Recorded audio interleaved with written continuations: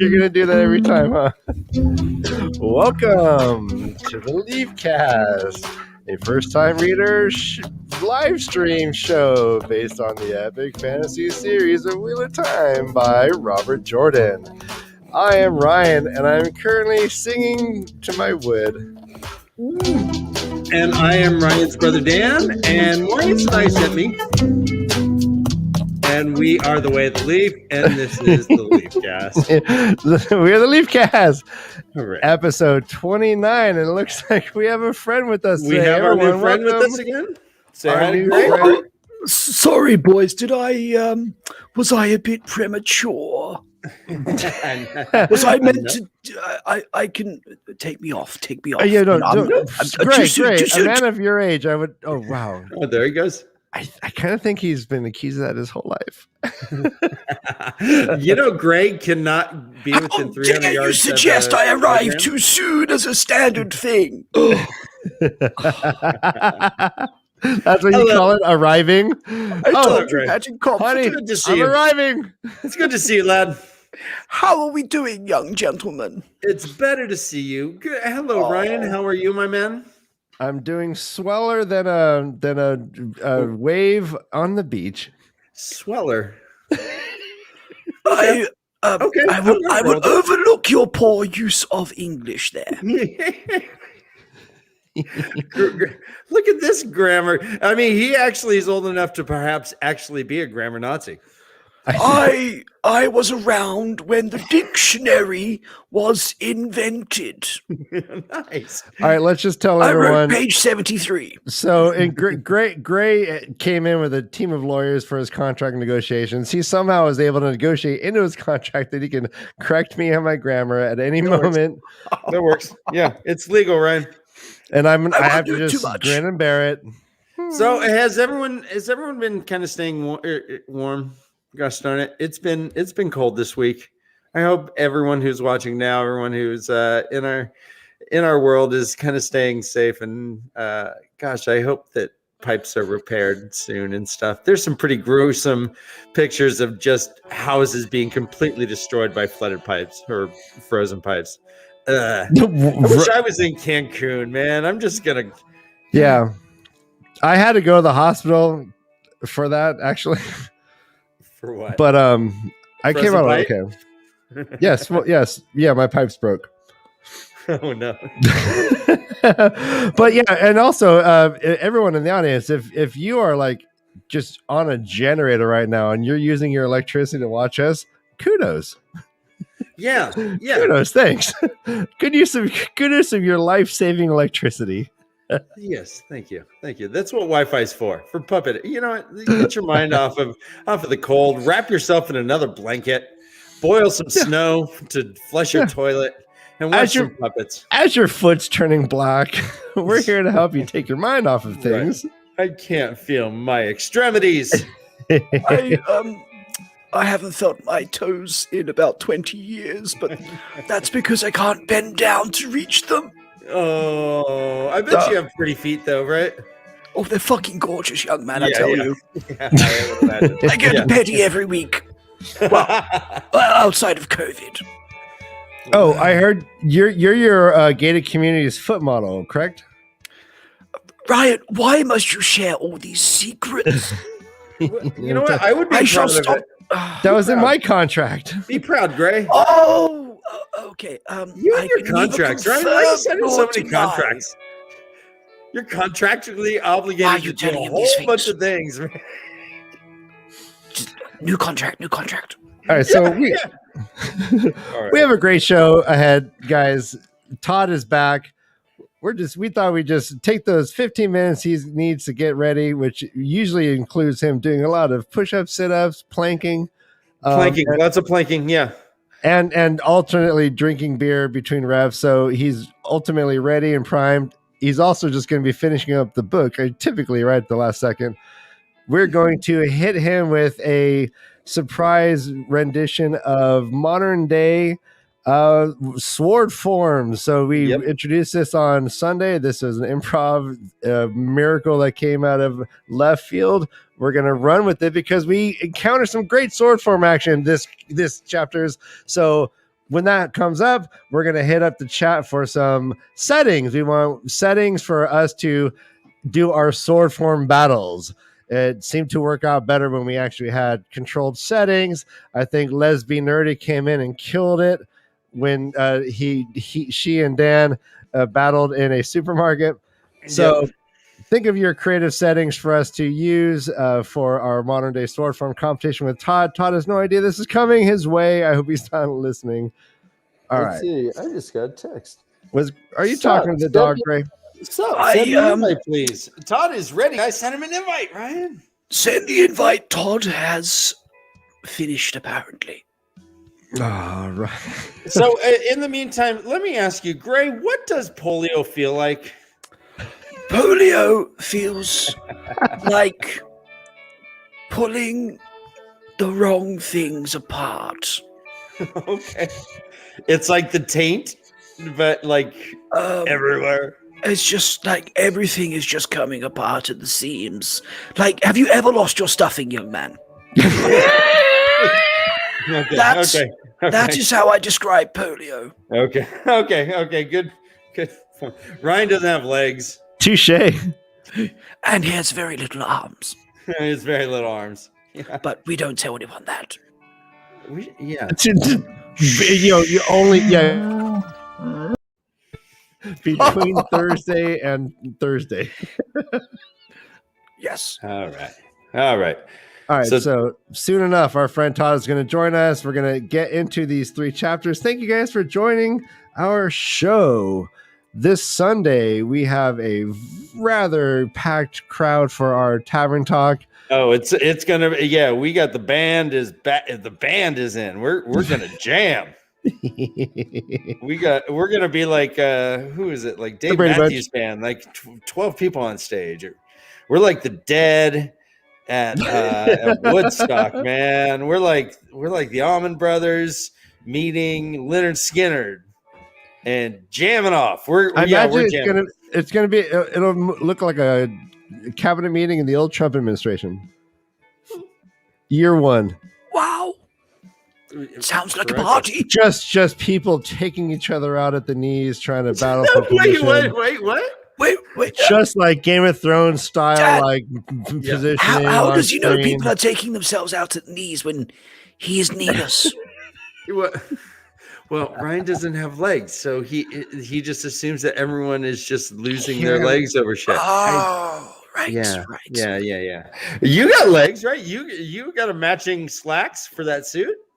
I might have a leg or two. Oh, look how dapper you are, man. It looks like you're off like to go feed birds in a park. What other setting? Wait, guys, real quickly. What other setting would this sentence be applicable? I might have a leg or two. Hey, my dear man, I'm looking for turkey, but dark meat, not white meat. Do you have anything for me? Well, funny you ask, my good friend. I may have a leg or two. I might have a leg or two. I'm on a fancy date, and I'm looking to make lamb shanks. So, do you have a leg or two? I may have a leg or two. Hey, bub. I may have a leg or two. All right, so I'm online. No, so I called up. Hey, Jeffrey Dahmer. No. Hey, I called up. Hey, Jeffrey Dahmer. What's in your freezer? I may have a leg or two. All right. That's great. I was gonna go into a whole kind of we have some battle suggestions. Wow. Okay. Dana Luhu says a battle in a school cafeteria. All right, we're gonna. I bet she's seen some of those in her time. Hey, great. Do you have being a arms? teacher. Do you know how to write? Can you write these down? Thank you. Oh, that does not look okay. That looked great. Yes. Well, the pad is in front of me. What do you want me to do? It's Keep writing. I invited Todd twice. Okay, he said. Can you text this man, Mike?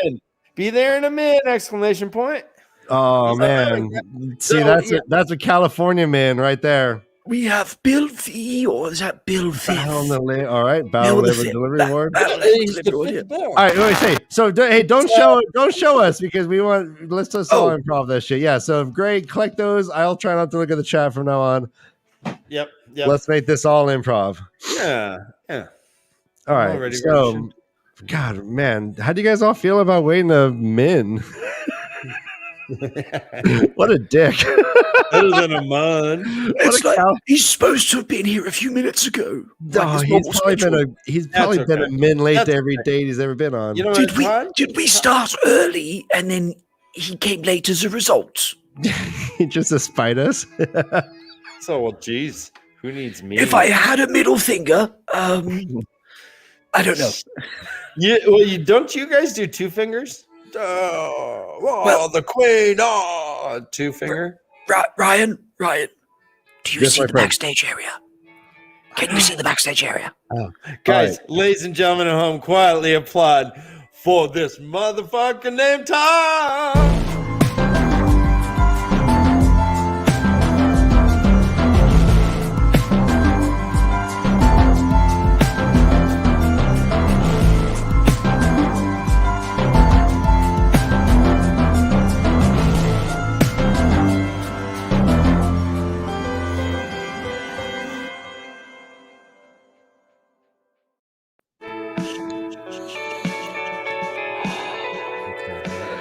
They lived happily ever after.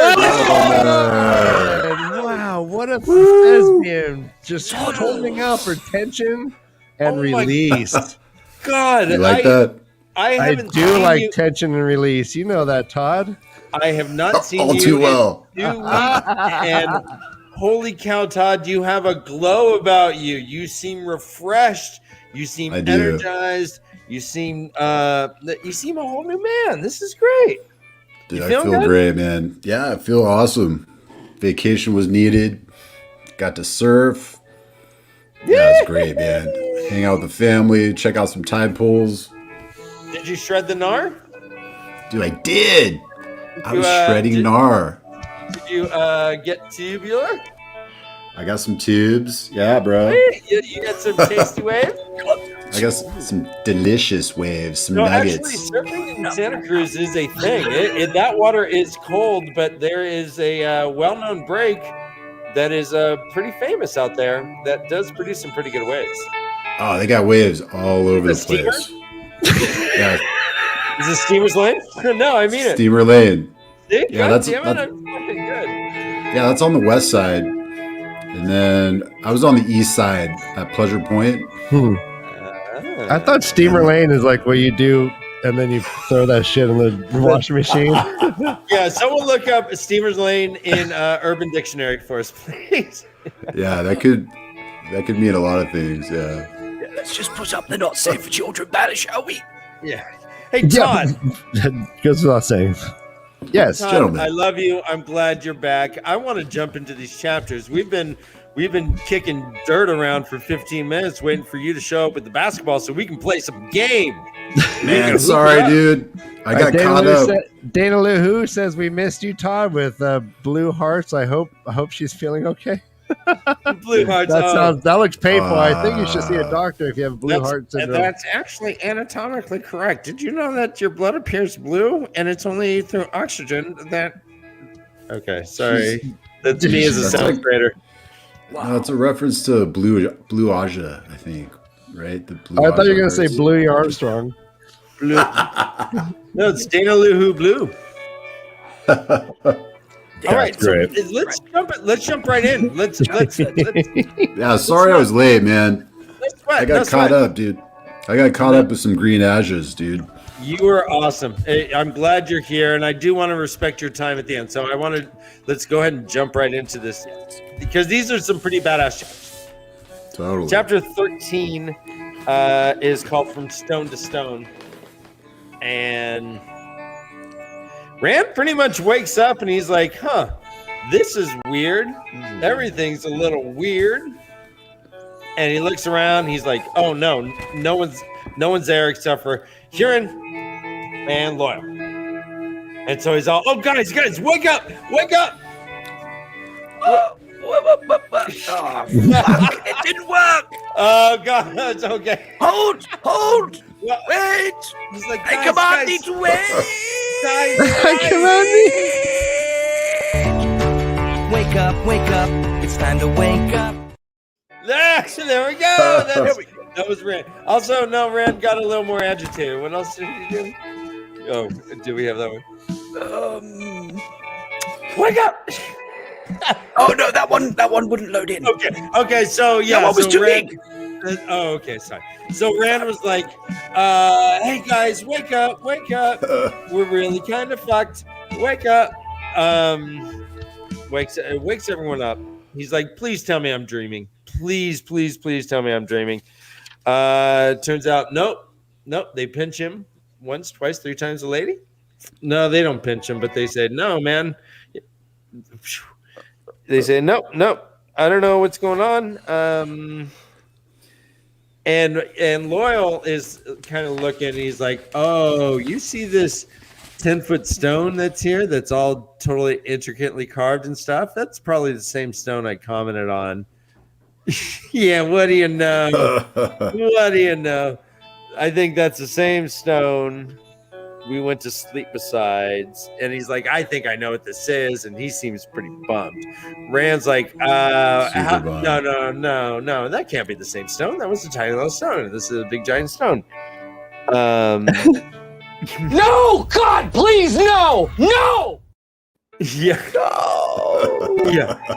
That's what Loyal's thinking, because he's like, shit. Yeah. All right. I read it in a book. And it says on it in the book, here's the quote. It says, there was a piece of an old book, just a few pages, but one of them had a drawing of this stone. This stone. No, not that stone. Oh. Yeah. The other stone. Well done. That'd be awesome. And he said that there was a distinct difference in the way he said it, or one very like it, and underneath it said, from stone to stone run the lines of, quote, if, unquote, between the worlds that might be. All right, Todd. Man, yeah. Man, let's talk about this. Yeah, these stones are awesome, man. I guess they're kind of metal-like, right? It's well, here's how it's described. It's like an oiled metal almost, but like that's what they feel like, I guess. So let me see. The white stone. Let's see. No, there was a gray stone cylinder, every bit of 3 spans high and a full pace thick, covered with hundreds, perhaps thousands of deeply incised diagrams and markings in some language he did not recognize.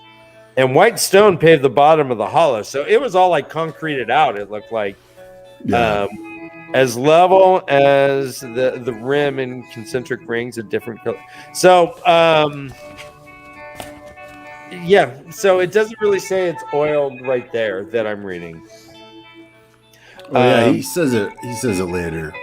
Oh, okay. Okay. Yeah. So when he goes in and kind of puts his hands on it and tries to channel into it, right? Yeah. But these things are crazy. This is a powerful thing and a total mystery. At first I thought it was, the same thing that was at the Eye of the World. I thought it was that. Like, because they talk about like something in the pool, like when the water was gone. Okay, go on. And there was there was steps going up it, I thought, and I was like, oh, is it like that thing? But then I guess it's not. I don't know. Oh yeah. Well, they descended steps to get down into where the Eye of the World was. Is that it? So maybe the steps going up might resemble that. Oh, that's not a bad poem, man. Okay. Yeah. We hear that this is like from the Age of Legends. I love that. As of right now, where are they, Todd? So I think, Rand kind of inadvertently, or just not on purpose, was able to like take them into this, or to use this tool or the stone to take them into another dimension, it sounds like. And I like what Loyal says, or he reads about what this thing can do. I guess there's like worlds that might be that they could travel to. And it sounds like a Stargate or into some... Yeah, he's Loyal Sagan. Thinking about like Stephen Hawkins and like... Right. Interesting. He does get this is very metaphysical. You're right. And I love he's talking multiverse. Yeah, in the book, I guess Loyal's talking about mainly asks questions. It's like, does time flow divide? Does the wheel weave 2 patterns, 1,000 for each for churnings. How many as the star are? Wait, as many as the stars. Is one real? The others merely shadows and reflections. That's mind-blowing stuff right there. Very cool. Just some simple metaphysics, young man. Right. He's like, yeah, where do those other options go if you do decide to do it instead? Does that exist? He's going very multiverse, but he's like, yeah, I don't know, man. I don't know, and I'm pretty smart. I remember stuff from every book I just look at once. I just remember it. Yeah. I'm He pretty really good. does. Yeah. Photographic memory. Thank you, Loyal. So Thank you, Loyal. Just add it to the like humble brag. Yes, I remember this one scrap of paper I read a long time ago, maybe 100 years ago. It's just 2 pages out of a book, and here it is exactly. I could draw you a map. Let me read it from my memory. Yeah, I went to Disneyland once as a child. I can replicate it perfectly in Legos.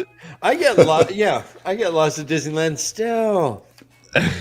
I'm like, Fantasyland again? Fuck, That's I'm what they- looking for Adventure Town or whatever. And then Place. eventually you just spend a lot of money, brother. Dan, that's what they get you. I just sit at Main Street at the hot chocolate place going, They never people want watching. you to leave. This is where I've been until now. I sit there and I sit there and I judge parents.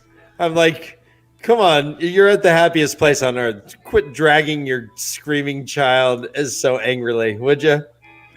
There you go. Remember those rubbery Come here, you little shit. chains you'd see them put on their kids? I'm sorry, the what? Those like those chains that were like made of rubber and like expandable, like slinkies. Oh, Elite. Yeah. Oh, yeah. I think it's a children. Childreach. They look like the old timey phone I'll cord. Is tell you this what what- it was called in my age.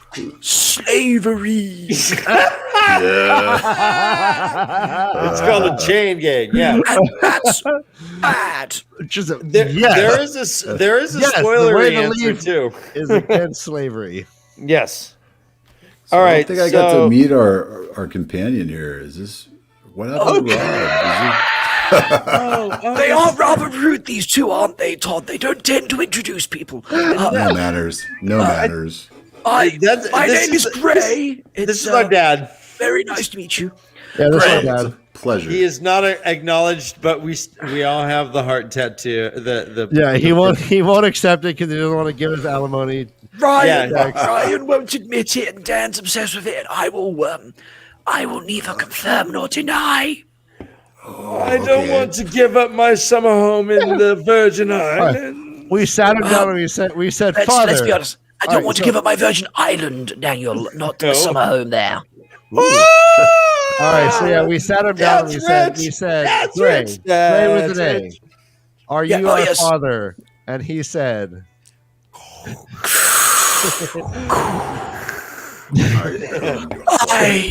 he said, Raffo. Read and find out. Well, I was going to say watch and find out, but that works too. Rafa, that's a good one. But yes, lovely to meet you, Todd. Last week was just Sure. it was totally lacking without you. I have to say. Oh, Although thanks. Sunday Thanks, Gray. Yeah, Sunday worst was show a ever. fucking riot. Yeah, the way Leaf wants to publicly apologize for last week's show. Quite possibly way. the worst thing we've ever done in public. Ray came in and saved the day in the end, and the lesbian nerdy came in and saved the day. But boy, Yes. Fantastic. we're lost without you, my Oh, friend. gosh. Oh, guys. I tried. Anyway, back to the books.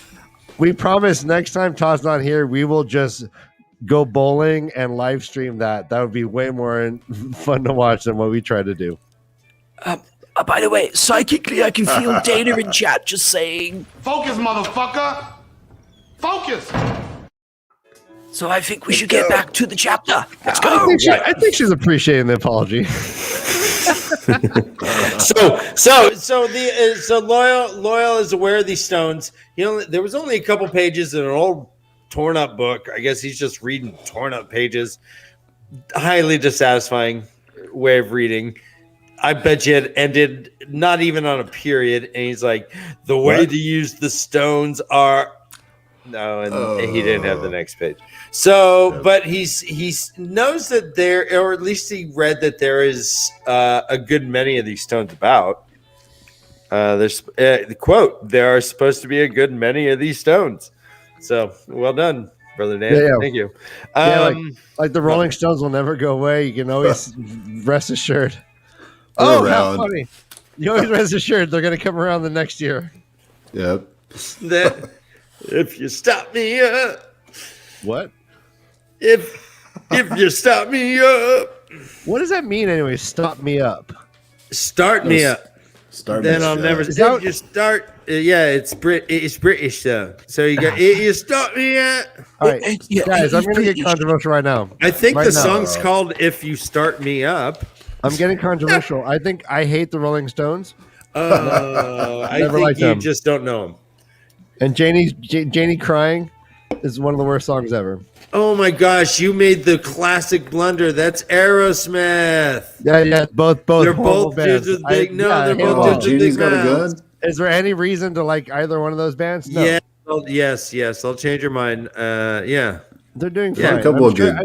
They both invest. They both Devil's invest Banquet heavily in Check it fossil out. fuel companies. We know this. Let's go on. Oh man, look at you, right? Your ignorance bleeds red, white, and blue, baby. Oh. Now I understand. Okay.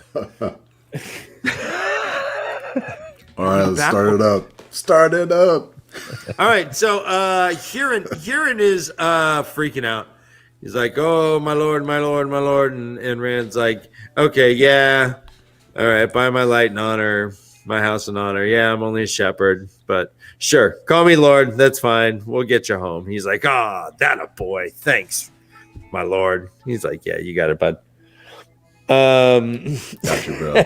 Gotcha. He's like, "Just don't bow." He's like, okay, my lord. He's like, all right. So he hears that Loyal had said that these stones were used by Aes Sedai. He's like, well, but this, disqualifies us because you need a channel. And boy, none of us can channel, right, Rand? And Rand's like, yeah. Rand's like, let me see what I can do. And this is where you, you're right. He feels like this. So here's what it is. Like there was this oil. It wavered like a candle flame through oiled paper, rancid oil, stinking oil. Quote, he reached for it. He was not sure how he reached, but it was something, a movement, a stretching toward the light, towards Sidene, and caught nothing. As if running his hands through water. It felt like a slimy pond scum floating atop clean water below, but he could not scoop any of it out of the water. Hey, Todd? Yeah. How many drugs do you think Robert Jordan does? I would love to know that. Like at this point, do you think he's done hallucinogenics? I think so. I would say mushrooms, some psilocybin, some naturals. So he's on naturals. natural psychedelics.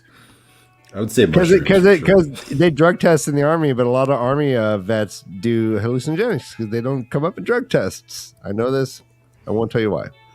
Ooh. Look at you, Sergeant. This is known.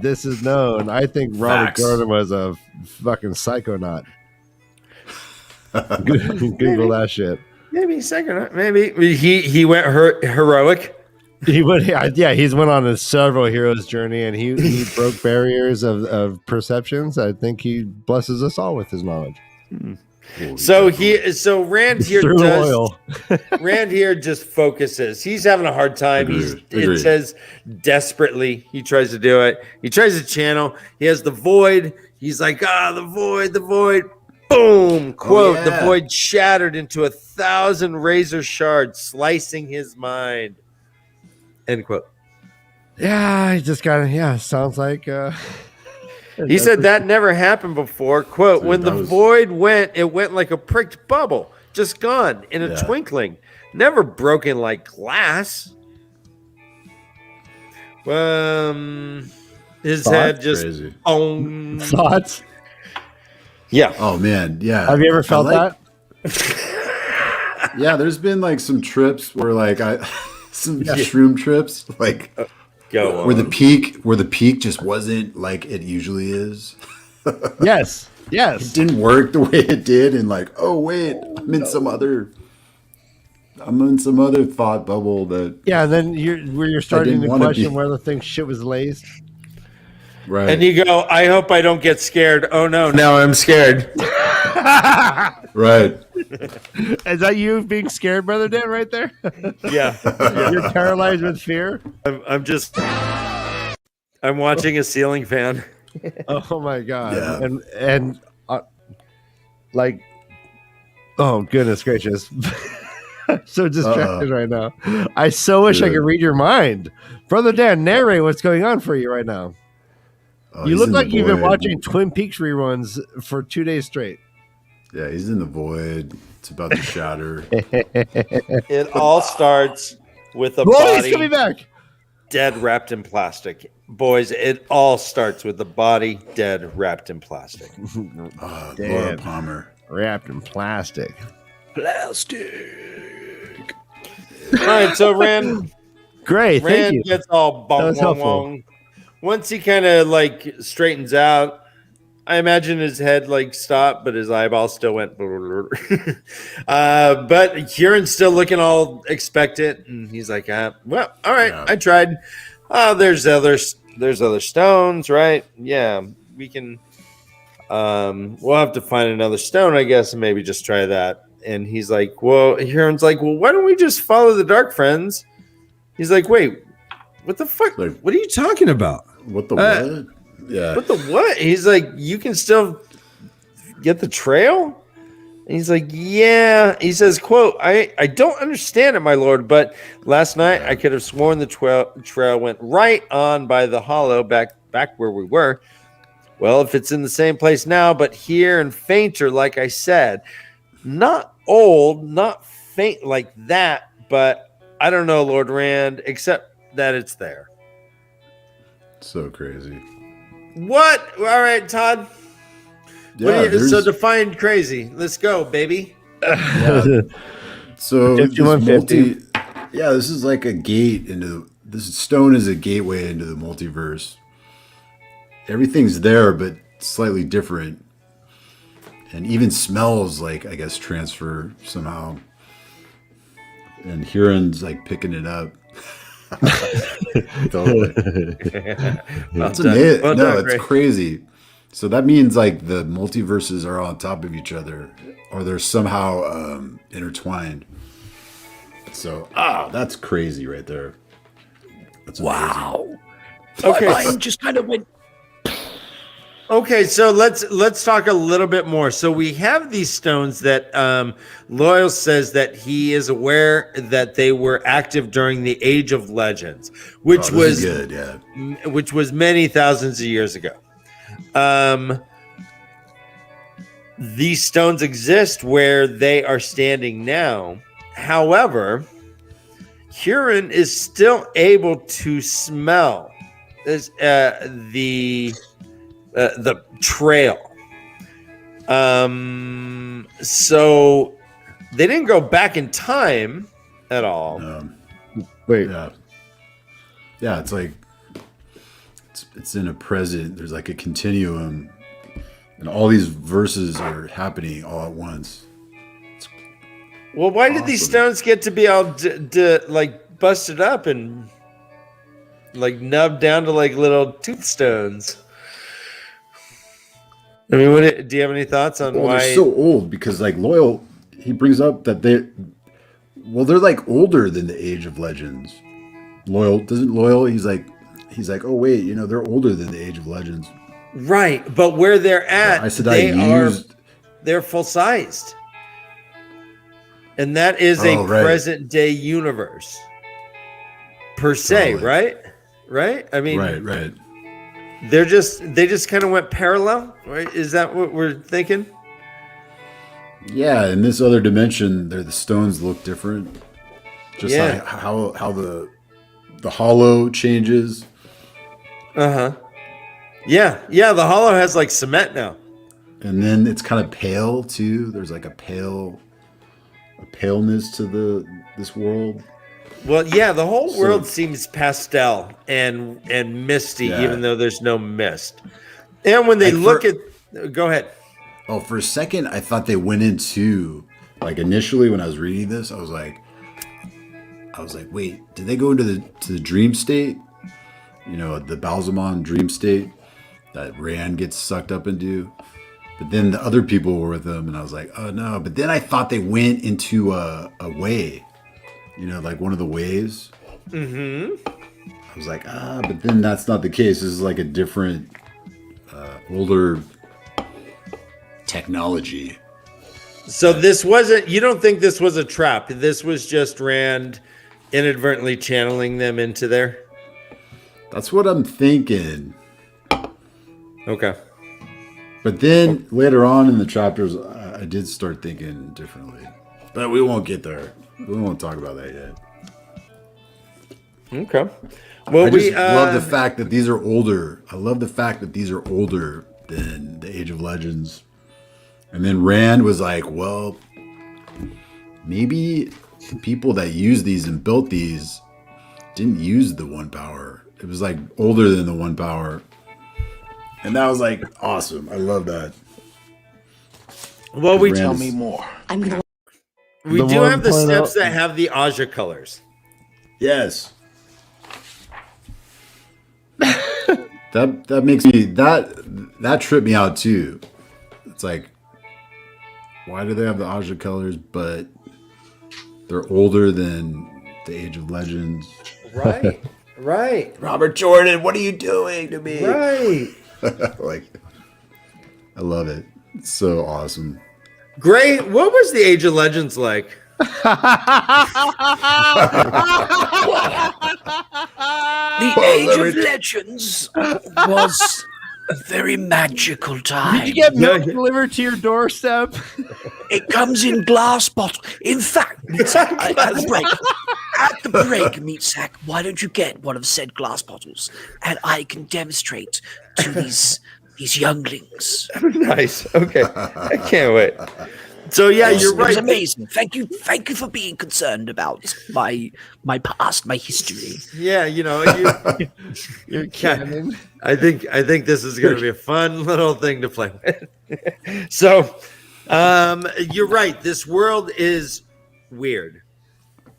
They're in this hollow. It seems like there's just like burned patches, like strips on the ground. It says, quote, there was no sign of anything made by men except the stone circle behind them. The sky was empty, no chimney smoke, no birds, only a few clouds and the pale yellow sun. But worst of all, though, the land seemed to twist the eye. So yeah, that's maybe where you're like, where that trip is where you're talking about, Ryan, where peripherally things just, you know, the depth perception seems to get really weird in this land. Yeah, it's almost like a fisheye, right? That's what I'm picturing, because, like, you know, fisheye, you know, in the middle it's very clear, but the edges get distorted. It seems like it's kind of like when I get really mad and I'm gonna attack someone at the bar. Yeah. I only see that target and everything around me gets blurry. Huh? And then I wake up in jail. Huh? Right? You're still doing that? You're still doing that, man? What? Yeah, way the leaf, baby. This is the way of the leaf. I'm confessing. Oh my god, I'm a phoenix. Rise from the Everyone loves the second chance story. I just hope Dakota. Yeah. I honestly, I really want Dakota's Moonblade to keep this up the entire show, please. Dakos Moonblade is like apparently a slam poet. Whoa. I'm excited to read everything he's saying right now. DK Moon? They're just There are a lot of comments in I feel chat. like they're non sequiturs. It's great. Yes. All right, so Cool. Kieran's like, yep, they're still going south. It's weird, but they're going south. And Lord Rand is like, south then. Let's follow this trail. Ha ha ha. And he's like, hey, Loyal, we're in a fucked up world right now. Ingtar mentioned that there was some Archer Hawkwings thing. Maybe if these things are around, maybe that'll be. It's only a couple days away. Wouldn't you like to see that? And Loyal's like, no, I'd rather be home at my mom's. Thank you for asking. I want some soup. Back in the Shanghai. I want a sandwich. Back in Mom, the steady. Save me, Bobby. Todd, as a manager, you know, as a man who moves units for a higher power, how do you feel about Move Rand like units. coming to terms with his ascribed power, so to speak? Oh, I love it. I love like his inner thoughts and how he presents. He has to be very assured and just always know the answer. But really, he's like, I don't know what the fuck I'm doing. Do you remember the two people who? So my memory is that perfect. he's thought so far he's called to mind two people to give him reference, right? Like, do you remember who they are? Right. Shoot, I don't. Who is it? All right, so like he's called to mind Lan when he says, Lan. "Well, now I understand what Lan means when That's right. duty's like a mountain. I don't, duty's like a mountain on your fucking shoulders, whatever." And then he's called to mind Ingtar. Kind of like, what would Ingtar do? Which is a great bumper sticker. I hope you make one of those, brother Dan. Totally. Like I whip up. That's what I do on the daily is make bumper stickers on the Oh fly. yeah, you don't know, Dan? Do you want to? Everyone. You want You one? can put them on your cart as well if you don't drive. Yeah. So I Don't you call? Do you guys have bumpers? All right. Let us know if you guys are they- want us to make We'll what talk would about that Ingtar later, do Boot grills. bumper stickers Focus for our on the Patreon books. community. I love it. Chapter 13. Ditching my It's like- little boot grill. It's like, what would Ingtar's top knot do? No. No. Yeah. What would hopefully stand erect, my friend. All right, so that's Now, chapter what 13. job? They wake up and so what do you think of this trio here? This is an unusual trio. Rand, Loyal, and Huron. They just met Huron. Loyal's just going around for adventure. And suddenly they're stuck in this land. What? So crazy. So Yeah. no, let's like get a little bit more specific. Why do you think Jordan picked these three people to go with him? Yeah, he just wants to throw the most different people together in the craziest situation. And it's highly entertaining. It's such a vehicle. Like, such a vehicle and perfect. And I love just the burden Rand's feeling, like we were talking about earlier. Just going back and forth from his inner thoughts to how he presents himself to the two, and how he's just trying to bridge all the gaps. And it's great. I love it.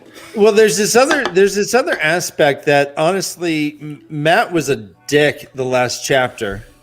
He's like, well, you're different now. And fuck you, I'm not going to sleep by you. And guess what?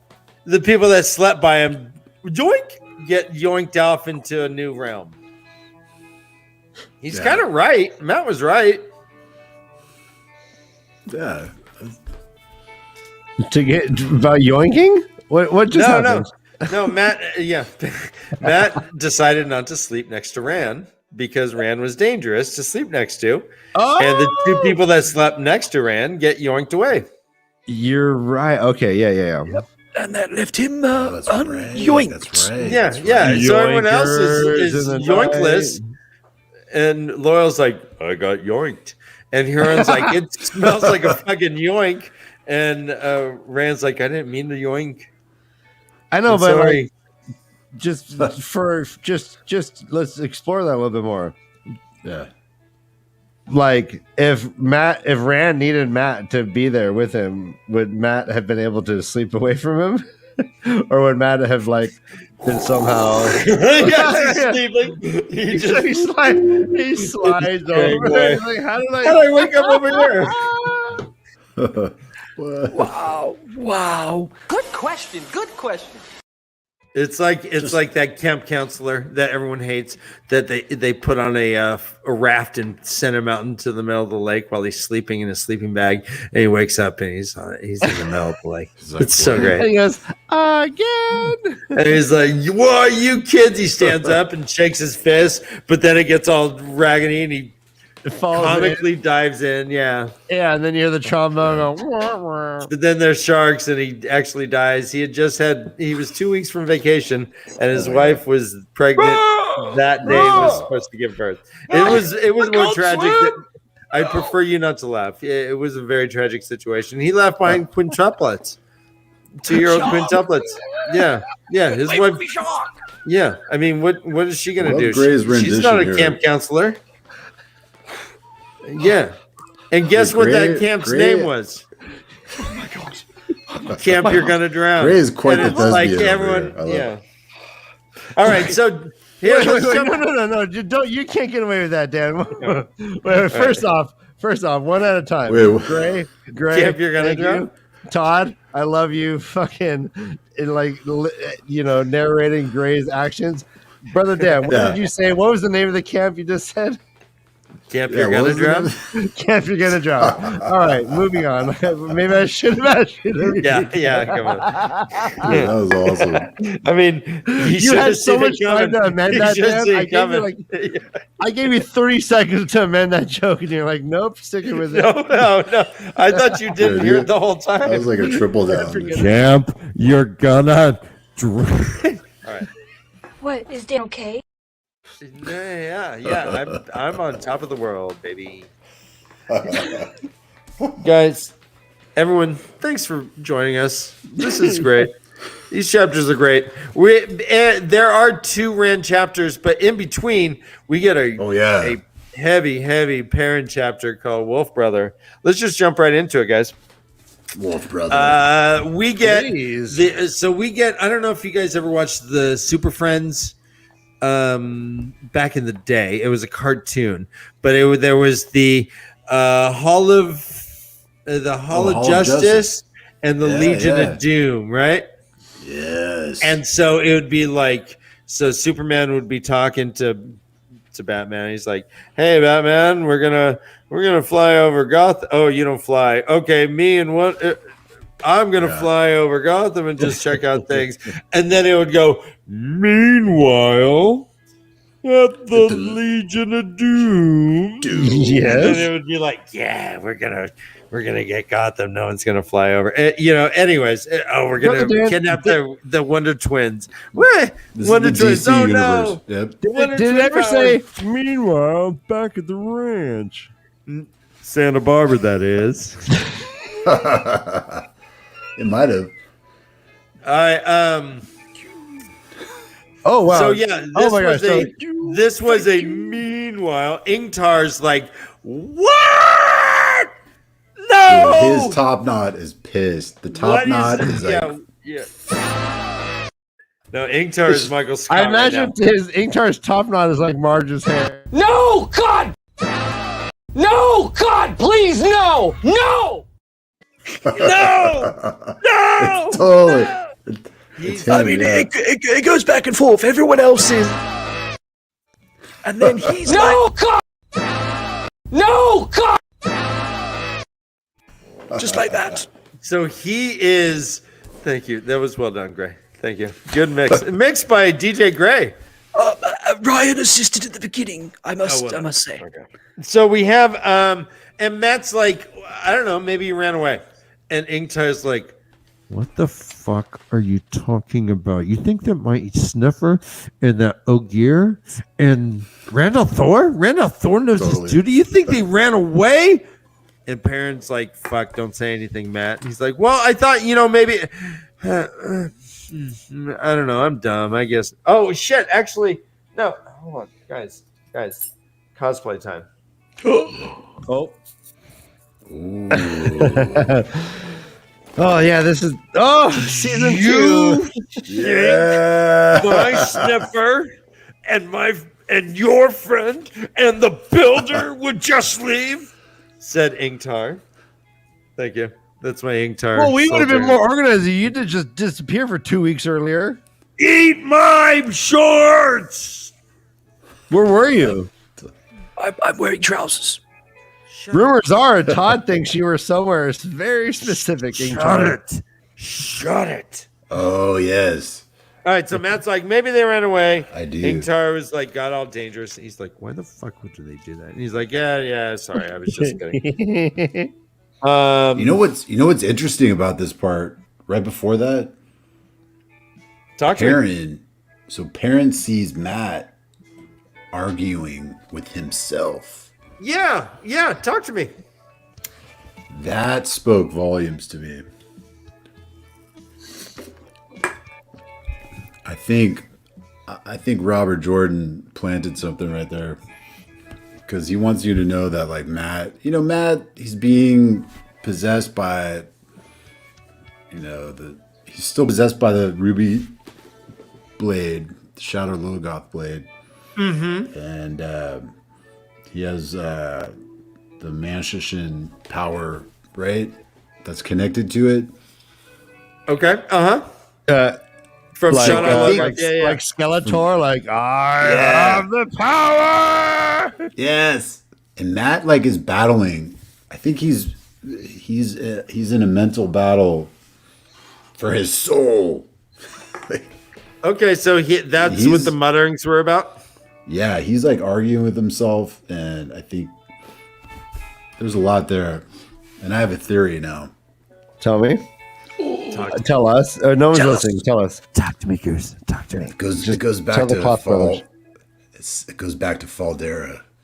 And you asked me, you're like, so the big mystery is who shot the arrow? Yes. Okay. And who is it aimed for? Rand thinks it's him. The Amerlin seat's like, yeah, I think it was aimed at you. But she's like, so it's someone in Faldera. And that could be anybody with an arrow. Fury? And who has fucking arrows? Who has slings and arrows and stuff? Like, Perrin has one, right? And Matt. I think all the Two Rivers lads have slings and bows and arrows.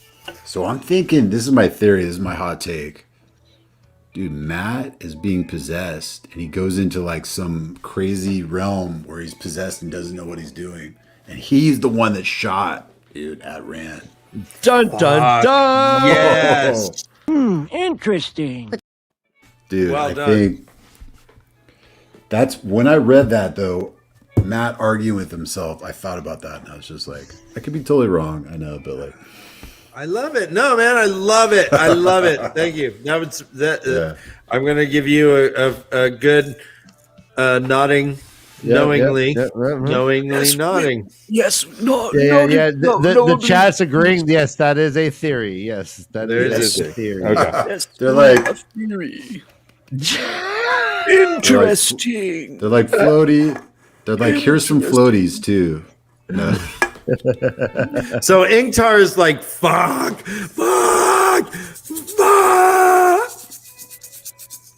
And he rattles like that as well. Lovely. Yeah, that's his anger. That's his fury. I kind of think Ingtar would be great in bed. Well, it's certainly Just like would a be hot quiet, take. that's I have for a sure. hot take. Hot take right here. You guys ever? Oh, my husband Ingtar. There's roses on the bed. He's a total. There is. Like a total new side you'd never expect. I He's a lover. just drew a bath for you, and I put on that Celine Dion. Oh, yeah.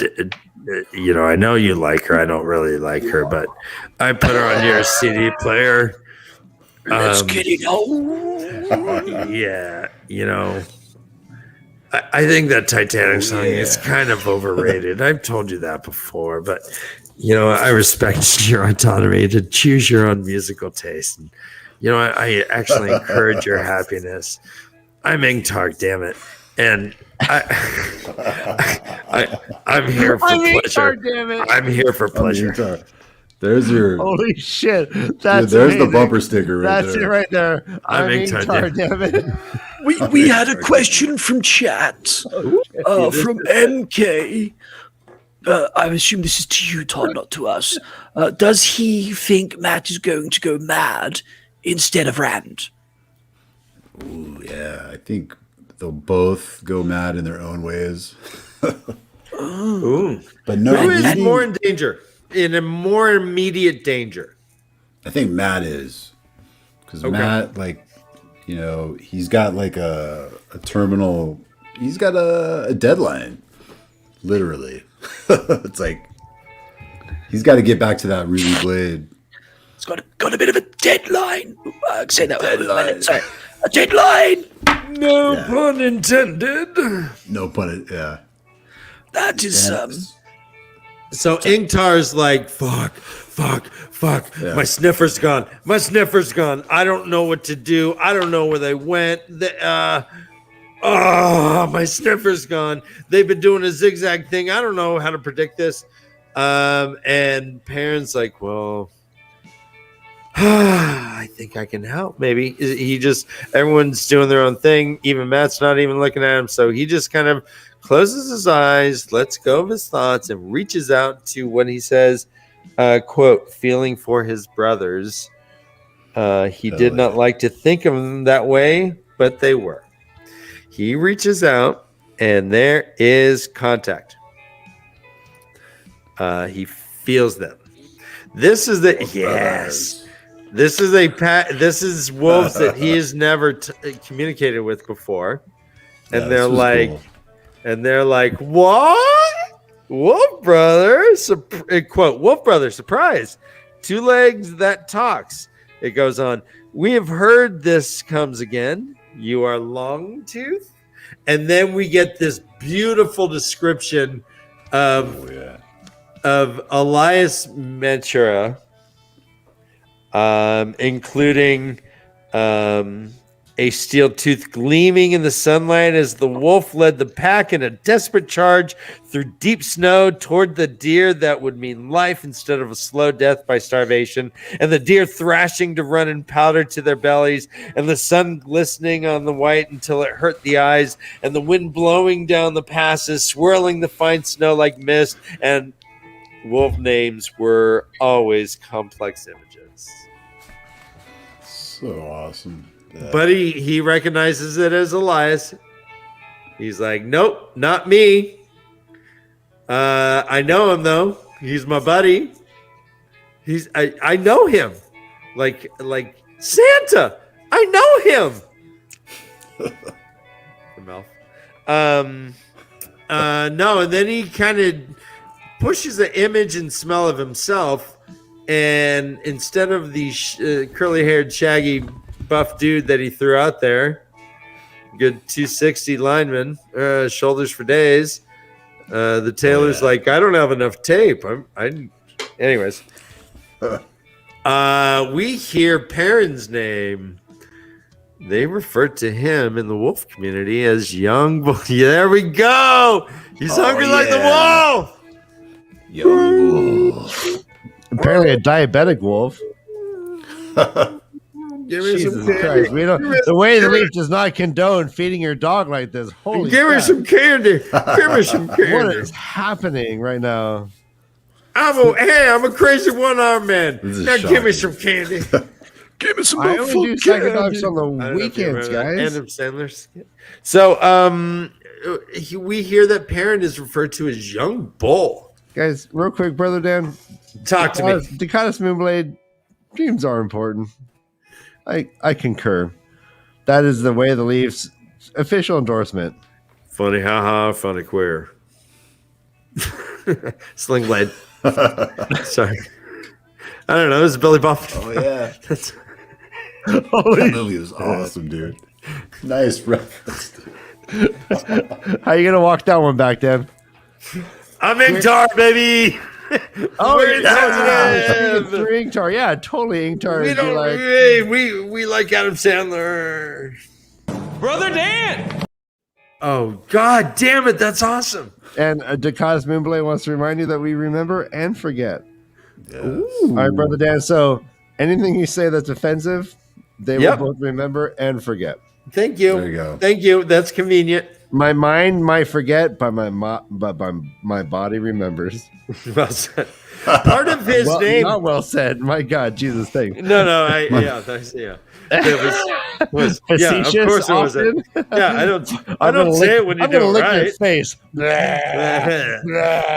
Part of his name, dear. we see part of his name is quote curly-haired Oh, yeah, this coat way. gleaming in the moonlight, flinging himself in among white cloaks Oh, on great. the horses, with the air crisp and cold and dark, and blood so red on the horns. And so part of his name is him tearing up white cloaks.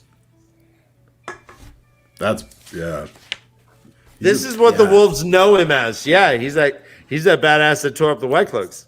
Hey, in high school, I dunked on someone with my left hand, and I kind of hoped that like my wolf name would be have me like you left hand dunker. Nice. There you go. Left. Hell Hell do you yeah. guys wish? So Todd, what do you wish your wolf name would include? Come on, let's roll with this, bitches. Don't get all weird. I'm intrigued. I thought you had wolf. I thought you had wolf names, but okay. It's You like lied to one- me, Zach. Right. What am I? I'm Voyager? I sound like a God, Jesus spaceship. Christ, you guys are killing Oh, this. did you? Moving on. Oh, Yeah, you're I'm fat. I was trying to think of one. Grizzle funny. Snuzzle. I'm Snuggle Face. Snuggle face. All right. I'm Gravel, by the way. That was my wolf name. Yeah, Damn dang it. You remembered. Yeah, I'm verklempt. Let's move on.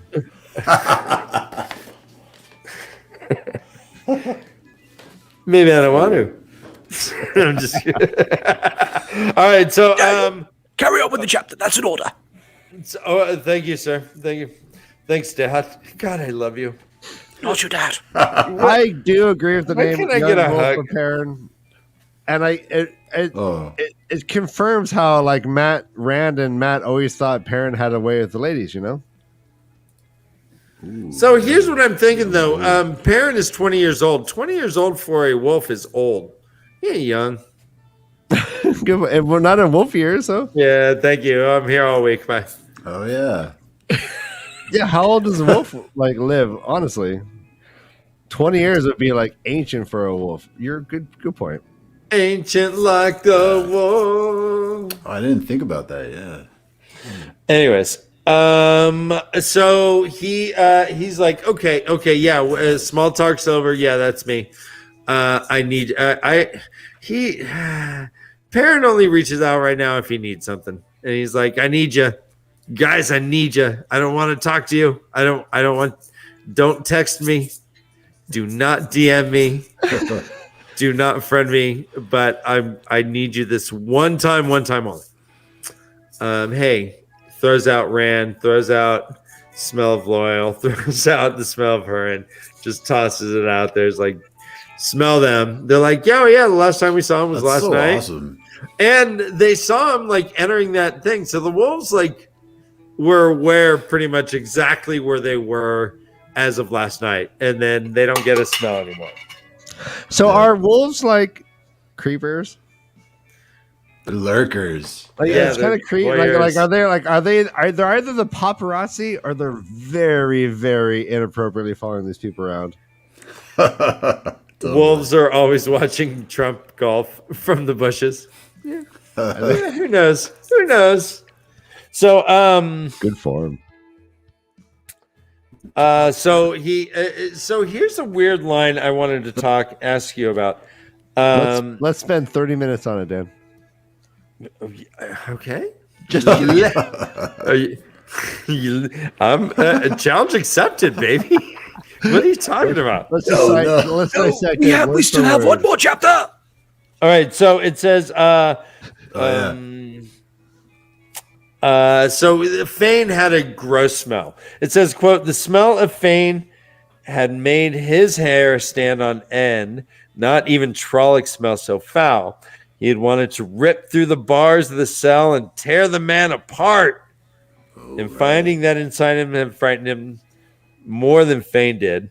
He also goes on that he added the scent of Trolloc's before he howled aloud. So let me make sure we got this right. So Perrin was like trying to be discreet, right? He's like, all right, Matt's not watching me. Everyone's doing stuff. I'm just gonna close my eyes and meditate. I'm gonna talk to these people. And then suddenly he gets the scent of Fane. He sends that out, and he fucking howls aloud.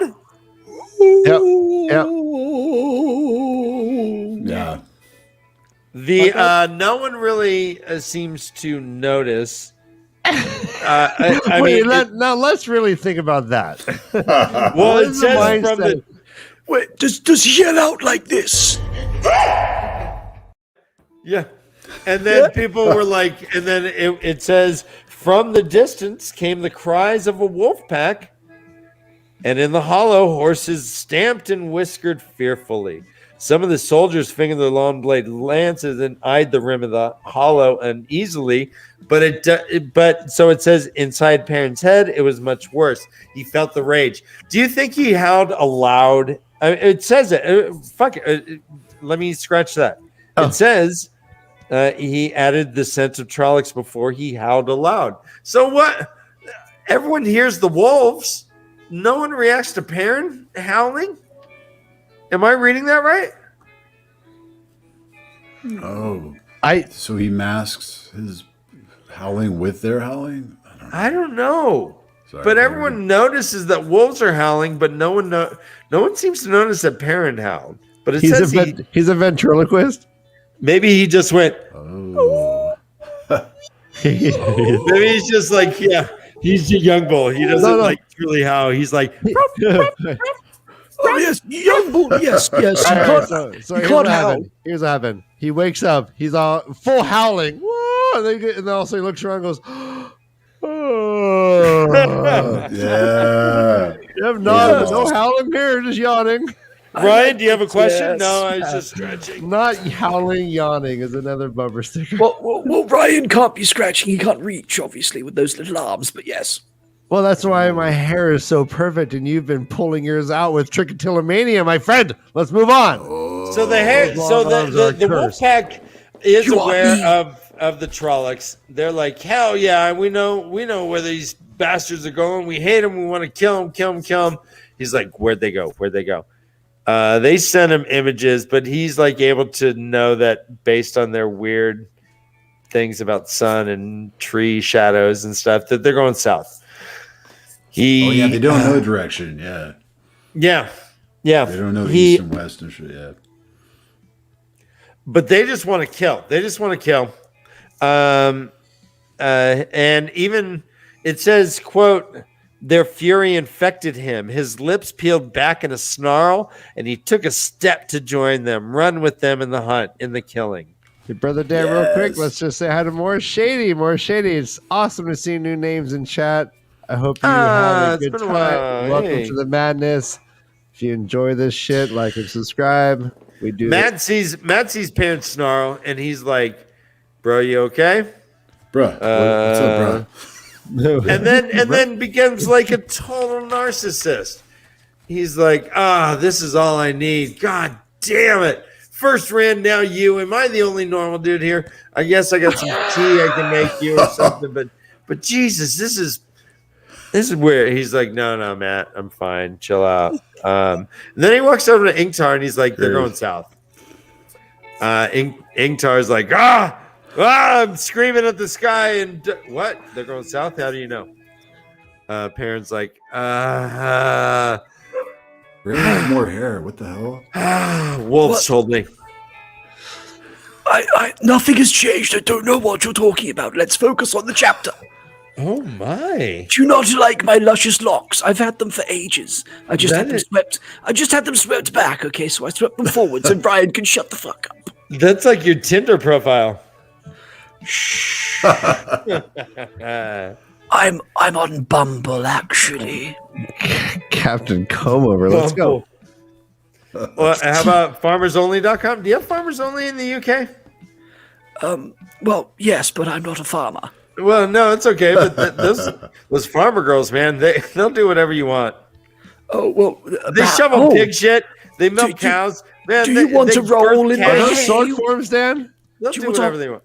Huh. Do you want to roll in the hay with Gray? Nice. Well done. Zoom. Yes. So, as we were saying, chapter 14. So he tells Ingtar, he's like, well, fuck, Wolves told me. Shrug. He's like, don't laugh at me. Don't tell me I'm the Dark One or not. Ingtar's like, kind of nods. He's like, yeah, I've heard of that. There was this one warder named Elias Mantura who they said had the same power.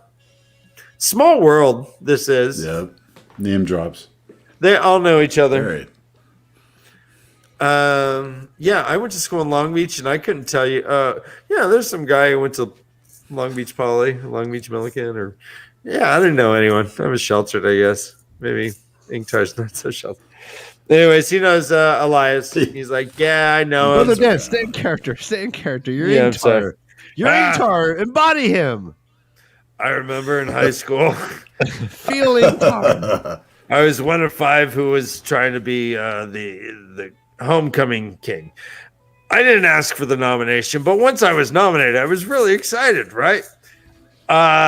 It turns out it was all a ruse. I won, but they dropped pig's blood all over me. All the mean girls were laughing.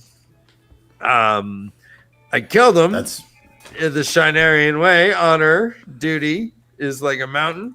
I had to kill him. Yeah. Brutal. The end. Brutal. So brutal. All right. So he's like, okay, yeah, I can. Yeah, the trail south. Ingtar's like, huh? Okay, bro, I got you, bro. Don't worry about this, bro. I got you. We'll tell them that you're a sniffer. They understand that shit. They're not gonna understand this wolf shit, but yeah, but they understand sniffer shit. We'll tell them that. They're down with sniffer, dude. Yeah. Once Ingtar finds a trail, if you say south, that by nightfall they'll all think you're a sniffer. No big deal. He's like, shoo, great. They start going, and Ingtar's like, oh yeah, someone's coming behind us. They're like, what? Little speck of closer. Bum bum bum bum bum bum. Varen said, Bum, bum, bum. There's Varen. Hi, it's me. Hi, Hey. I've arrived. Hey. She's so wonderful in that dress, isn't she? Although it's not brown, I must point out. Tut. Right before Varen pulled up, though, there's some sort of violent shit that happened in the village that they're approaching. He gets images from the wolves. From the wolves. Yeah. It says, here's the quote. Wolves were more particular about their food than he would have believed. They would not eat carrion unless they were starving, and few would kill more than they would eat. What Perrin felt from the wolves could best be described as disgust. And there were the images. It goes on, blood-soaked earth, churned by hooves, and frenzied attempted to escape. Torn flesh, heads severed, vultures flapping, their white wings stained red, bloody, featherless heads tearing and gorging. He broke loose before his stomach emptied himself. He's like, bad shit's up there. Bad shit. They're like, okay. Yeah. Okay. But that's what sniffers do. Sniffers are able to sense violence. He's actually getting images from the wolves that are ahead. So Perrin, meet Varen. Perrin. Hi, Varen. Varen rides up. She's like, Maureen Sedai sent me. She thought you'd need me. I'm here. Bam. She's like, that village, you see that village? That was fucked up, right? Oh, and that Myrddraal. Oh, that Myrddraal. The vultures wouldn't, crows wouldn't even eat it. I had to get all the flies out before I could. God, I wish I could study that. Oh, man. Where's Randall Thor? Where's Randall Thor? Perfect. That's what it was like. Thank you. What a change. Thank you. Wow. You went from was Ingtar fantastic. to Brother Dan so fast. Thank you. Yeah. Dude, no, it was Ingtar to Varen to Brother Dan. Oh, shit. No. Oh, my God. Seamless. Where the fuck's Rand? Seamless. I'm sorry. I didn't know So you. let's talk a little about this if we can, Todd. Yes. Perrin's getting wolf images. They're pretty gruesome. Brutal. There's some gnarly shit. Yeah.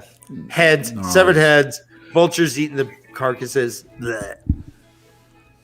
Blech. Yeah.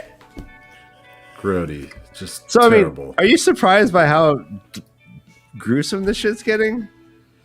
Yeah, Robert Jordan definitely he goes into the horror. You know, he's not afraid to like describe some gruesome details. And yeah, it's heavy. Whole villages, women and children. Sorry, it's what? It's what? It's heavy? There's that word again, heavy. It's the sound of like melons. I have been waiting weeks to use that fucking video. And then you did use the word heavy, and then you weren't here, and I'm just like, I want to use that video. So that's why I made you awesome. say it. I'm glad you like it. You're like, what was nice, dude. Yes. Heavy. Sorry, you were saying. Oh. Yeah, this is super heavy. It's so sad and just oh man. Women and children and I guess the Trollocs are just Gruesome blood. shit. I mean, they're bloodthirsty and that's all they want to do is kill. Yeah, it's terrible, dude. Robert Jordan. Do you think if someone had the talent of smelling like people making love, like hearing smells death, do you think like enough? What? Like, do you think there's enough love violence. making that could happen that could offset this amount of death that's happening? Throw up Freud, would you? Oh, you're going into like Jane's Addiction territory. Sex is violence. Nothing shocking. Nothing shocking. Remember that song? TV's got them images. Got them nothing shocking. Well, I mean, I was thinking about that. Like, there's so much things about balance in this world. Like, we meet someone who smells death. Do you think we're gonna meet someone who smells other things like love making, giving birth? So, all right. must So, smell great. Can all right. Sorry. Yeah, can parents smell ovulation? Yeah. Varen might. He just walks through into town. He's all in heat. Fertile. In heat. Fertile. Excuse me. In heat. And he fertile. And he lost her virginity. It's just one like. So Varen's like, where the hell? He's like, yeah, they just poof, just vanished. Him, Loyal, my Huron. She's like, why'd they want the sniffer? And he's like, yeah. She's like, yeah, you can't keep a secret like that from us. We know, dummy. You just don't want to deal with it. And then they're like, that's all right. We got our new big boy. Here's a sniffer. Yeah. And she, and I love the line. She's like, a new sniffer just when you lose your old one. How providential. I know. Yeah, like a serial monogamous finds their new partner each time. It's always a coincidence. How convenient. How convenient. This is not my pattern. So she's like, all right, Ingtar, we're going to ride. I want you to tell me everything Randall Thor said, everything he did. I want his biography. All right. So he wakes up. What did he eat for breakfast? What did he wear? I want to know what he wore. I want to know, did he do exercising? Did he brush his teeth? I want to know, did he, what did his hair look like? Did it part on the right or the left? Did he even bother with that? Did he shave that day? I'd like to know, does he have deodorant? Did he smell good? Yeah. I think he smelled. Anyways, that's what Varen was wondering. Tell me more. Yes, Varen wants it all. Inspector Varen. Detective Varen. Varen tries to ride up, and the as the sniffer, he tried to rightfully ride up to the front, but Varen kind of gave him the stink eye, and he's like, "All right, well, fuck it. All right, I know what."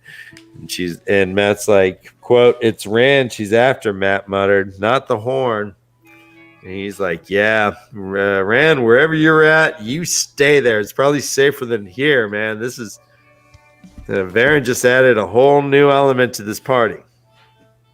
Oh, yeah. Were you surprised when she pulled up? Yeah, I was surprised. But then I remember in one of the previous chapters, like, they're all, I guess, Moraine and Lan took off. And then Leandrin followed, and then Varen, I think, followed too. It was like, wait, everybody's like leaving, and like, whoa, where are you going? Correct. She was part of the three who did leave, and it said that she left so quickly that a warder didn't even go with her. Oh yeah, her warder. She has a warder named Tomas who's still in Faldara, as far as we know. Tomas. Yeah. So Yeah, she must be a pretty badass tracker. Yeah, she's Varen. They were I'm really zigzagging.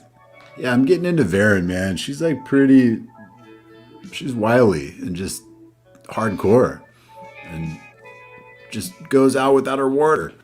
She knows what's up, man. She's an older Aes Sedai too, right? Right. She has gray hair, which is rare. That shows that she has a great deal of age, and she's a little plump. She's veteran, yeah. She can handle herself. Yeah, she's sturdy. She's good. She's thick. 2 rivers wall in a person form. I like this analogy. Yeah. It's very comforting to think of, I must say. Makes me feel all just warm and cozy inside. Thanks, Dad. I'm not your father. Damn it. One day. Shut up, boy. I'm not your father. Yes, thank you for. We hear. Yeah, there was a couple wolf names. Let's see. There was. Oh yeah, they're cool. Smoke. There was 2 deer. There was Mortimer. Dawn. I think there was Beyonce. But those names are probably Spring pretty Breeze. cool too. Yeah. Is there anything else you wanted to talk about this parent chapter? I like Varen. Didn't she she was like, wait, you guys were over at that hollow or something? Did she mention something about that? Like she kind of knew that what they went past or where they camped out? Well, it seems like she's been tracking him. Let's just step back just a minute. They've been doing a zigzagging path that isn't going straight south at all. It would go south, then it would go northeast, then it would go south, and then like to the west, and then it was going this weird direction that only Huron was really able to guide them properly. He's like, yep, nope, they shifted again after this weird massacre. Now they're going this way. They're like, all right, let's go that way. So to me, having fucking Varen just ride up by herself, that is impressive. Oh yeah, she knows what's up, man. Oh man. And how many days did it take her? I mean, was she killing rabbits and stuff? How badass is she? Did she bring food? Yeah. Man, yeah. I'm impressed. Do you think that an Aes Sedai could hunt rabbit with the 1 power? Is that allowed? We're on Wabbit. Yeah, if it's gonna save their life. Okay. No, wascally wabbit. One power. Do you think she used the one power to track them? Oh yeah, possibly. Yeah, one of her. Hunt the wabbit, hunt the wabbit, hunt the wabbit. Yeah, I think she used it. Yeah, it could be one of her tricks. Could be like tracking. I don't know. Yeah. Okay. She says that Moraine Sedai sent her. Do you think that? Are you surprised that this would be the choice that Moraine would choose out of the Aes Sedai, based on her age? She does seem like kind of aloof, or not, kind of flitty, kind of distracted, kind of. I think Brown Aja. Yeah, Brown Aja is perfect. Do you think that Varen? Why was Varen her choice then? And why did she send an Aes Sedai out there? I think it's the perfect choice because the Brown Aja, I guess they're concerned with like knowledge, and she just knows a lot. She's older. She's a veteran. She knows like what's out there and all the things that they're going to encounter. Just a good detective, I guess. That's the Brown Aja way. Good point. Yes. What can Brown do for you? Solve shit. What do you? Yeah. There is one more thing I wanted to mention. That Perrin actually is pretty smart in this chapter. He's like, the wolves are like, yeah, let's go fuck shit up, and Perrin's like, no, please, no, just back up, wait for me, because he knows that they'll just go straight for the Trollocs. The Dark Friends, there may be a dozen of them, so they're going to scatter like fleas. The wolves won't care about them, and boom, there goes the horn, and there goes the dagger. Yeah, that's some quick thinking on Perrin's part. However, Fane does have a smell. So do you think that he could have just been like, just get Fane? Ooh, yeah. I don't know. Okay. Oh, yeah, his Can smell Fane is be so got? foul. Yeah, Fane smells like shit. Yeah, he smells worse than like Trollocs and Myrddraals, and so maybe I don't know. That was clever though that Perrin did that. But I don't know. It's a good question. Damn good question, Dan. Also, Matt is not buying it at all. He's like, "What? You're a sniffer? Sniff my ass? Ah, how you like Totally. that? Hey, did I just fart? Tell me." Yeah, yeah, Matt's a jerk. I think it was a shot, actually. I left the toilet brokenhearted. Came to shit, but only farted. Yep. He's like, you smell that, Matt? You smell that, Perrin? You smell? Yeah. Hey, I He's got a just gonna- cupcake for you. Here's a cupcake. But what is that smell? What is that smell? Oh, fuck no. No. Yeah, He's Matt's like, gonna yeah, ride that's that my one." nuts. Yeah, so Matt's not buying it. Yeah, but to his credit, Perrin has not shared any of this with Matt. Shared it with a stranger named Ingtar, and Ingtar was pretty cool about it. Yeah. So by the way, so are you still on the Ingtar's Dark train after this? Yeah, I go back and forth. Robert Jordan's playing a number on me, I think.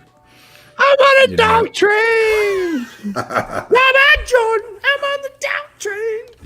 Yeah, totally.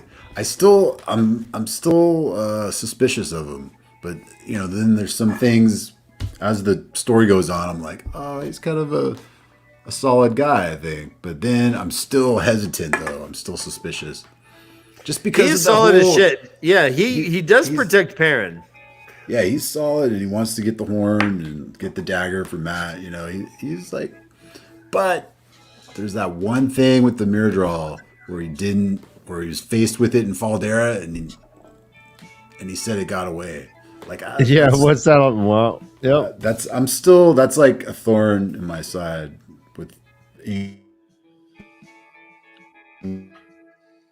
Just like, Yeah, it's like I saw you leave Chris with that really did a good beautiful job. girl from the club. What happened? What? What? Oh, she just went home. Yeah, no, that she got away. Herself. That was my Hey. brother LeafCast. I am ready for a break. I believe everyone here is ready for a Yes. break as well. Let's hit that break. We're going to do a 10-minute little musical intermission. We're going to listen to my old band, Meat Pizza Sandwich. There we go, baby. And I hope everyone enjoys the shit out of it. This I is do. for a special I love this request from one of our Discord mods. Everyone mute your mic. We'll be back in 10 minutes.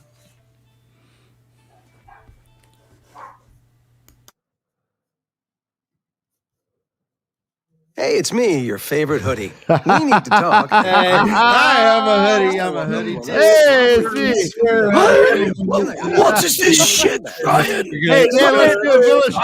I thought your music was good, Ryan. On my mattress. All right, Village Ryan, Mattress. If you get, hey, keep on those fucking if you think I'm a bathrooms. sexy puppet, Guys, you want monogram sheets?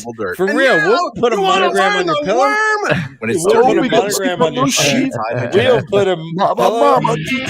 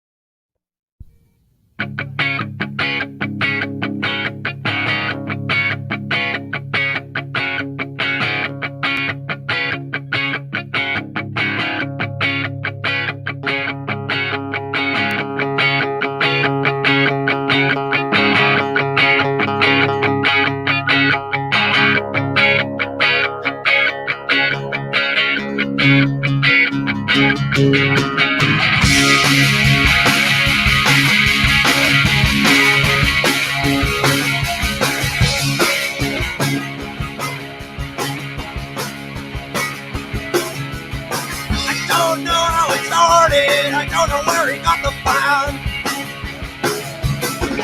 10 years old, the boy, such a friendly lad. Pissed off for a reason I can't understand. He'll be praising man long before he's a man.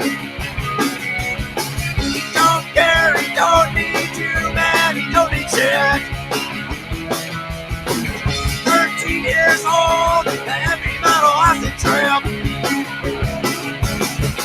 I try to help him again, I try to make amends.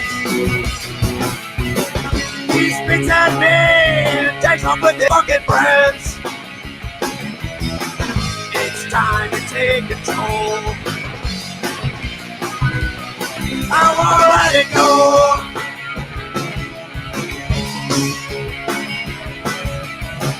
Where the hell did I go wrong? My only son, destined to die young.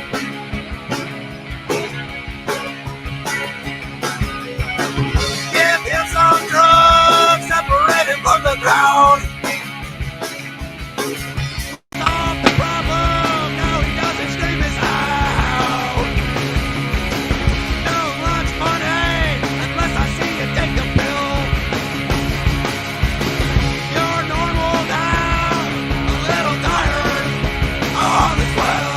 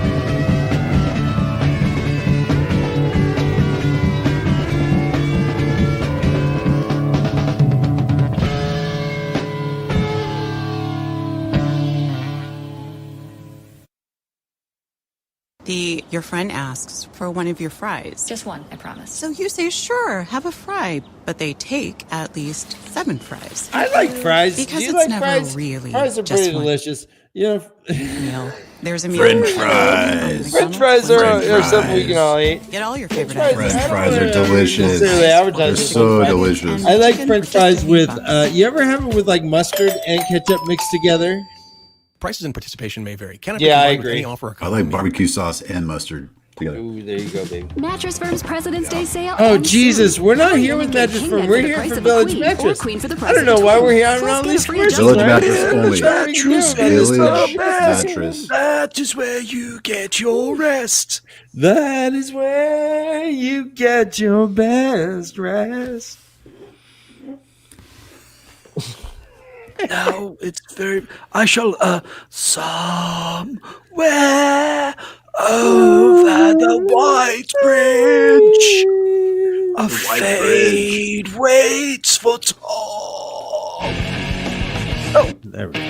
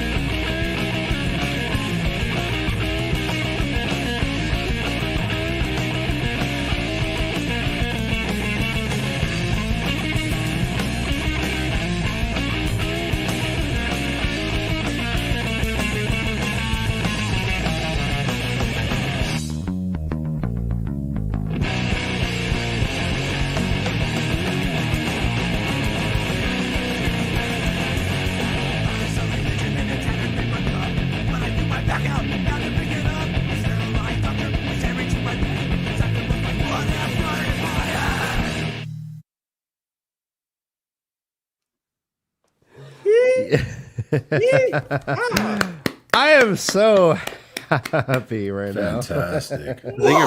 I think I broke my puppet. I think I broke my meat sack.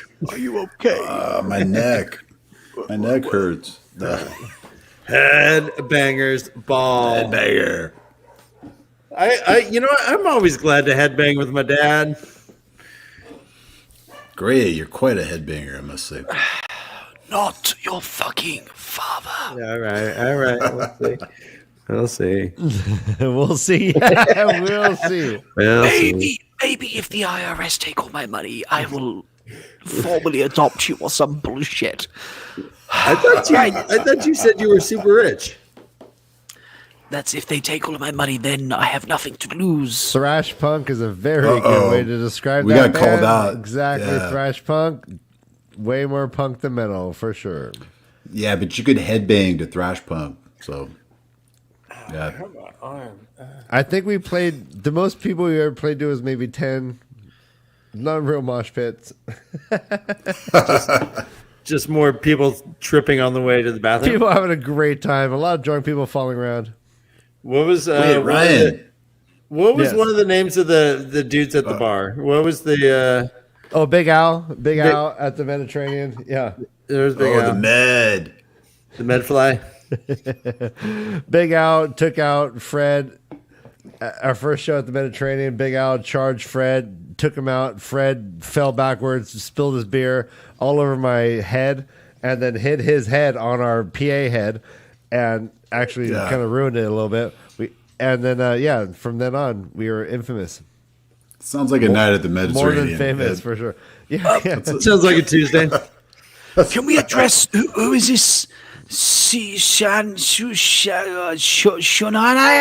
Shananai. Who's the Shananai? Good guess, and your guess is as good as mine, my friend. What is this DNA? Can we? I'm not okay with this. Anthony, I agree. You know what? But you know what? Tell us about chapter 15. No. Real quick, everyone. Let's focus. Everyone, Todd, show us your tongue. Let's open up. Todd, what? Do you have a heart-shaped tongue? Todd, open up. Right? Yep. Nope. Only. Which one is different? Does not belong. This is the SAT test. I'd get the adenoid back there. Check there, buddy. Here we go. Yeah.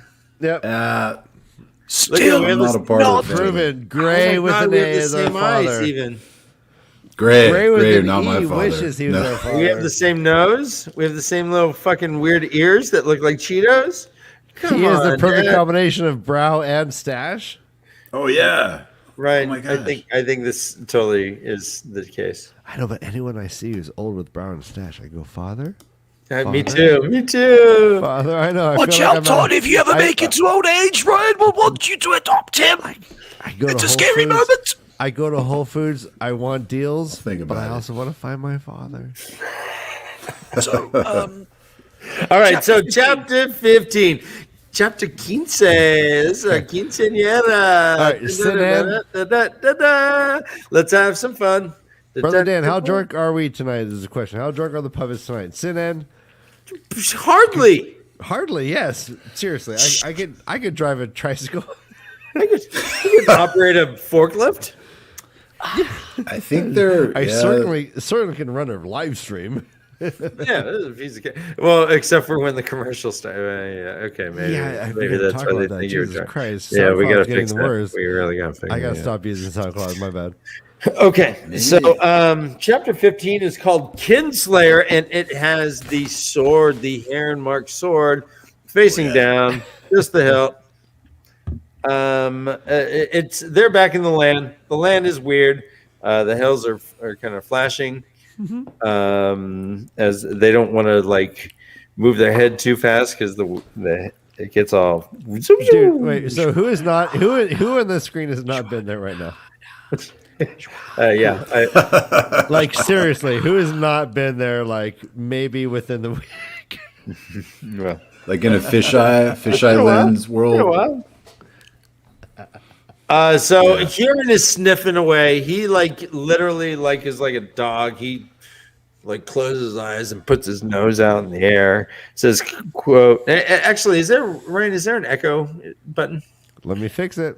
Okay, thanks. There it says he would then push his nose forward like a hound, eyes glazing, excluding everything else. He was just focused on his nose. There, keep going. The land is all burnt up. There are, quote, it says land blackened and burned, even the soil crunching under the horse's hooves as if it had been seared.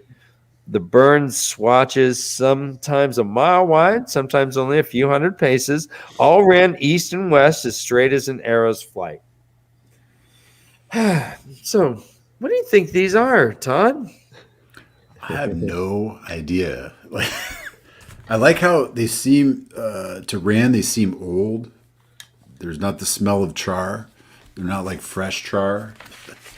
Correct, but the land has not reclaimed it. It is old, but there is no new growth underneath.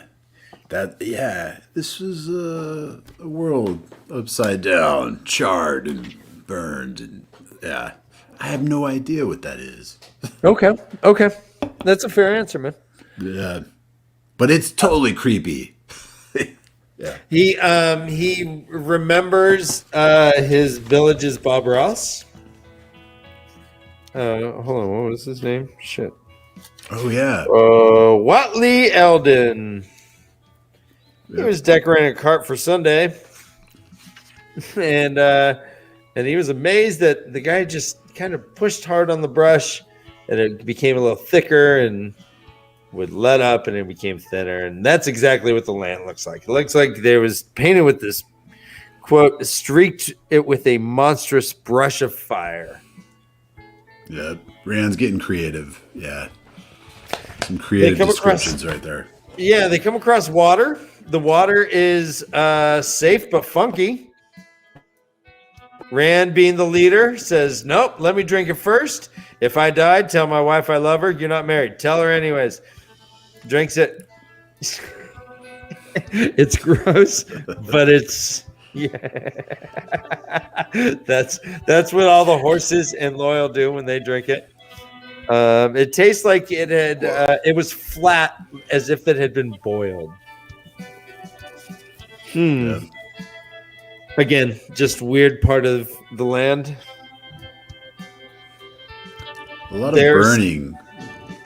Yep. A lot of. What do you think about that? Yeah, it's a lot of heat going on. A lot of boiling. There's boiling. There's burning. You and I had some heat earlier. Oh yeah. When we were fighting over the fucking Hot Pocket. Oh, really? You like Hot Pockets that much? You're gonna fight someone? Todd, I go way back. Did we microwave some Hot Pockets? I think Ryan is like the way of the dude you don't want to bump in a bar. I hope that's the canon that's being developed. Gosh.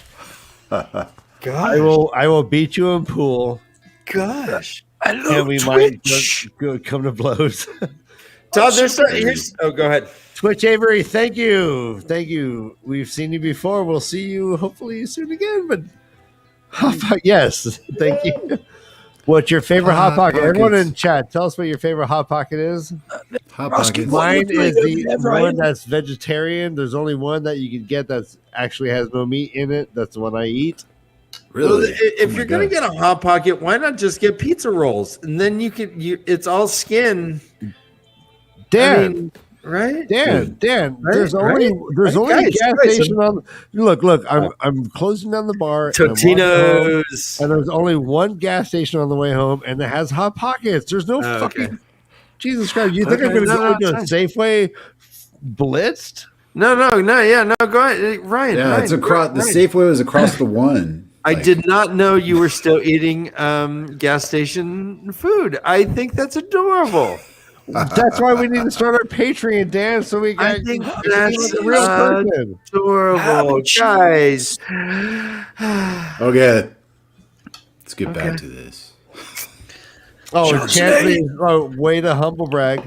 Yeah, if you think you're fucking old, I don't even remember the 1880s, so calm your farm, girl.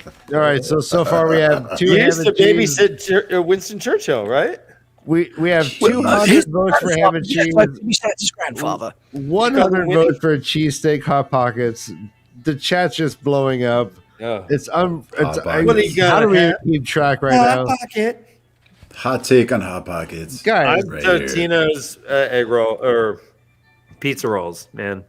Thumbs up for pizza roll, thumbs down for Hot Pocket. Bacon and cheese, Hot Pockets from Malkier Bears. Ooh, I didn't even know they had bacon, egg, and cheese. Another ham and cheese. Oh, there's 3 ham and cheeses. Jesus. No one's got the vegetarian one out there? Who's having a breakfast Hot Pocket? Yeah. Twitch is officially my favorite person in chat. Don't make fun of him, Dan. That's not the way. Oh, my God. No, apparently it's huge. Bacon. Oh, my God. Bacon ain't. It's not the way. Hey, Ryan, I think you need to be back just to have one of those. I don't even think it's real meat anyways. Yeah, like maybe 2% real meat. So there is Rand notices, let me read this to you and get your take on this, please, Todd. Yes. Humble brag. Quote. Maybe when we get Village Mattress on our show, we will make him eat a Hot Pocket live, just so he's not such a hoity-toity weirdo. You know what? You gotta be delicate because the inside is hotter than you think, and you don't Be want to burn careful. the roof of your mouth. All right, with all the delicious filling. here it goes, brother Dan. Cuidado. Brother Dan, whatever consensus is the best hot pocket we get from the chat, Village Mattress has to eat that one live on our show next week because he's on with us on Sunday. So far it seems like ham and cheese is winning. Our guests. Yeah, I think we have a Village deal. Mattress- So we're gonna make Village Mattress eat a hot pocket live. What is the consensus? I think we're close to ham and cheese is the winner. Ham and cheese, I think, is a cheese classic. has 3. Everything else got a single vote. So Ham and cheese, I think, is the classic. Yeah. Of course, Village Mattress. You're not a hoity-toity, but it's funnier if you are. So let's just go. You know what? Village Mattress, just get yourself like a calzone. Call it a hot pocket, but you'll just have your own calzone, and everyone's a winner. DK Moon's a fan of frozen burritos, but let's focus on the chapter, shall we, lads? God Wait, damn no, it. Twitch Avery. I'm kind of hungry We now. need to figure out a grain there's hot pocket. Is there any aged meat? I think aged meat is Lammy. No, you do a hot It's just pocket. called experience, honey. It's just called experience. Let's move Yes. Jerky, beef jerky and Yes, aged cheddar. jerky. Actually, yes, beef jerky and aged cheddar. Exactly what I was going to suggest. So, Okay, Nice. I'm jumping back in. With Yeah, there's no hot pockets. Oh, Dude, there's no chapter hot 15. pockets in chapter 15, man. No. Yeah, and if they are, they don't taste very good. Todd, They what's taste your all favorite hot blue. pocket? no, Ryan, no, don't answer that. Chapter 15. Chapter 15. Pepperoni and cheese. Chapter 15. Chapter 15. Quote. Pepperoni Twice and he cheese. saw a wispy streak crawling across the sky like a line drawn with cloud. The lines were too straight to be natural, it seemed, but he could not imagine what might make them. He did not mention the lines to the others. What the hell? I don't know what that is. It's Any totally idea? creepy. I was thinking it was Right? like, is it the wheel? Like it's weaving. Oh. It's trying to like get into the dimension or some shit, and it's like, I don't know. Fuck. Okay. Right up. That's either interesting or not interesting, Todd. Interesting. It will neither confirm or deny that being interesting or not. Well done. No, that is interesting. So they're riding. Crazy. They're riding, and then suddenly Loyal stops, gets off his horse, seems a little confused but determined, and walks over to what's called a giant's broom. Tree. It's a giant's broom tree, yeah. And then he starts to sing. It says, quote, Loyal put his hands on a trunk and began to sing in a deep, soft rumble. Rand had said when he had heard Loyal sing before, it had been as if the earth itself sung. But now the Ogier murmured his song almost diffidently, and the land echoed it in a whisper. He says also, there were words, they faded into the music just as water pours into a stream. Yeah. Oh, yeah. That's what I was feeling. Rand gets caught up hypnotically with it. He says that as Loyal, his big hands along his trunk, singing, caressing with his voice as well as with his fingers. Ooh. Oh, yeah. Caress that Great. trunk. This part I couldn't get away from the innuendo. It was like, Nice. I was and reading it. slow. I was like, it's so awesome. But then I was like, wait, caressing it, and then it becomes smooth. Like, I don't know. And Rand's like, hey, watching that kind of gave me a quarterstaff. Thank you. Robert Jordan. I think he knows what he's doing. Thank you. Wait. Okay. Todd, Yes. you think Robert Jordan is like every word is specifically placed for maximum humor or maximum kink? What's going on? Is it for kink or for humor? I think it's a little of both, man. Robert George is having a great time. He's like quarterstaff, yeah. Let's finger it. Is that a quarterstaff? I'm gonna knuckling finger my it. mustache. Is that a mustache? I'm gonna knuckle it. I don't even have a mustache on camera. Is that a quarterstaff? I'm gonna finger it. Is So that a Loyal knuckle? sings. He does it. I'm gonna mustache it. It's at least half staff. Rand doesn't even know if there were words that just blended into song or whatnot. He almost thought like he should have recognized it. He's like, that's "Man, this-" really interesting. Yeah. And Loyal's like, yeah, because it was Tiny Dancer. You don't know that song? Hold me close. Yeah, there we go. Hold me close, Tiny Dancers. Rand totally knew that song. Yeah. It says, quote, it seems so familiar, that song, as if he should know it. Abruptly, Loyal's voice rose to a climax, almost a hymn of thanks, it sounded. And Huron responds like we all should. See, this is Huron. Oh, shit. Yeah. Oh, shit. Burn me. Oh, shit. Burn me, mother burners. Oh, burn. Yeah. Light. That His mind is blown, dude. Oh. Yeah, Huron flips the burn out right then. He's like, I've always wanted to hear a tree song, but I saw one. I've never heard it. Oh, burn me! What's funny is what hearing his experiences. It was like a weekly thing for me in college.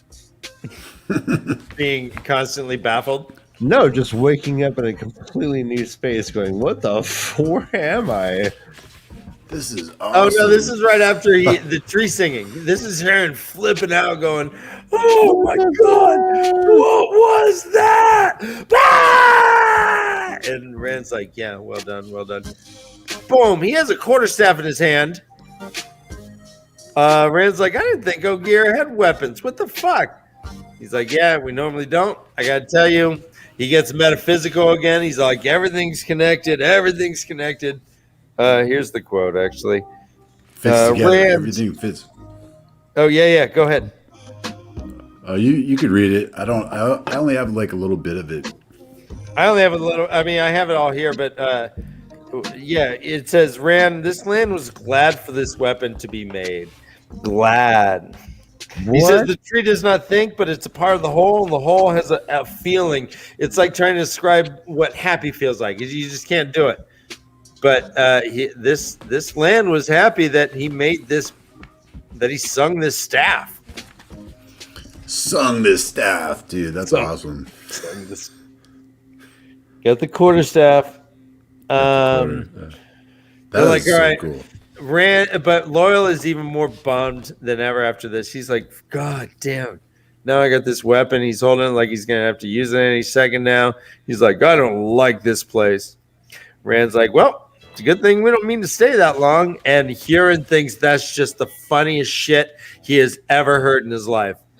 Huron's like, what? What? Did you hear that? Did you hear that?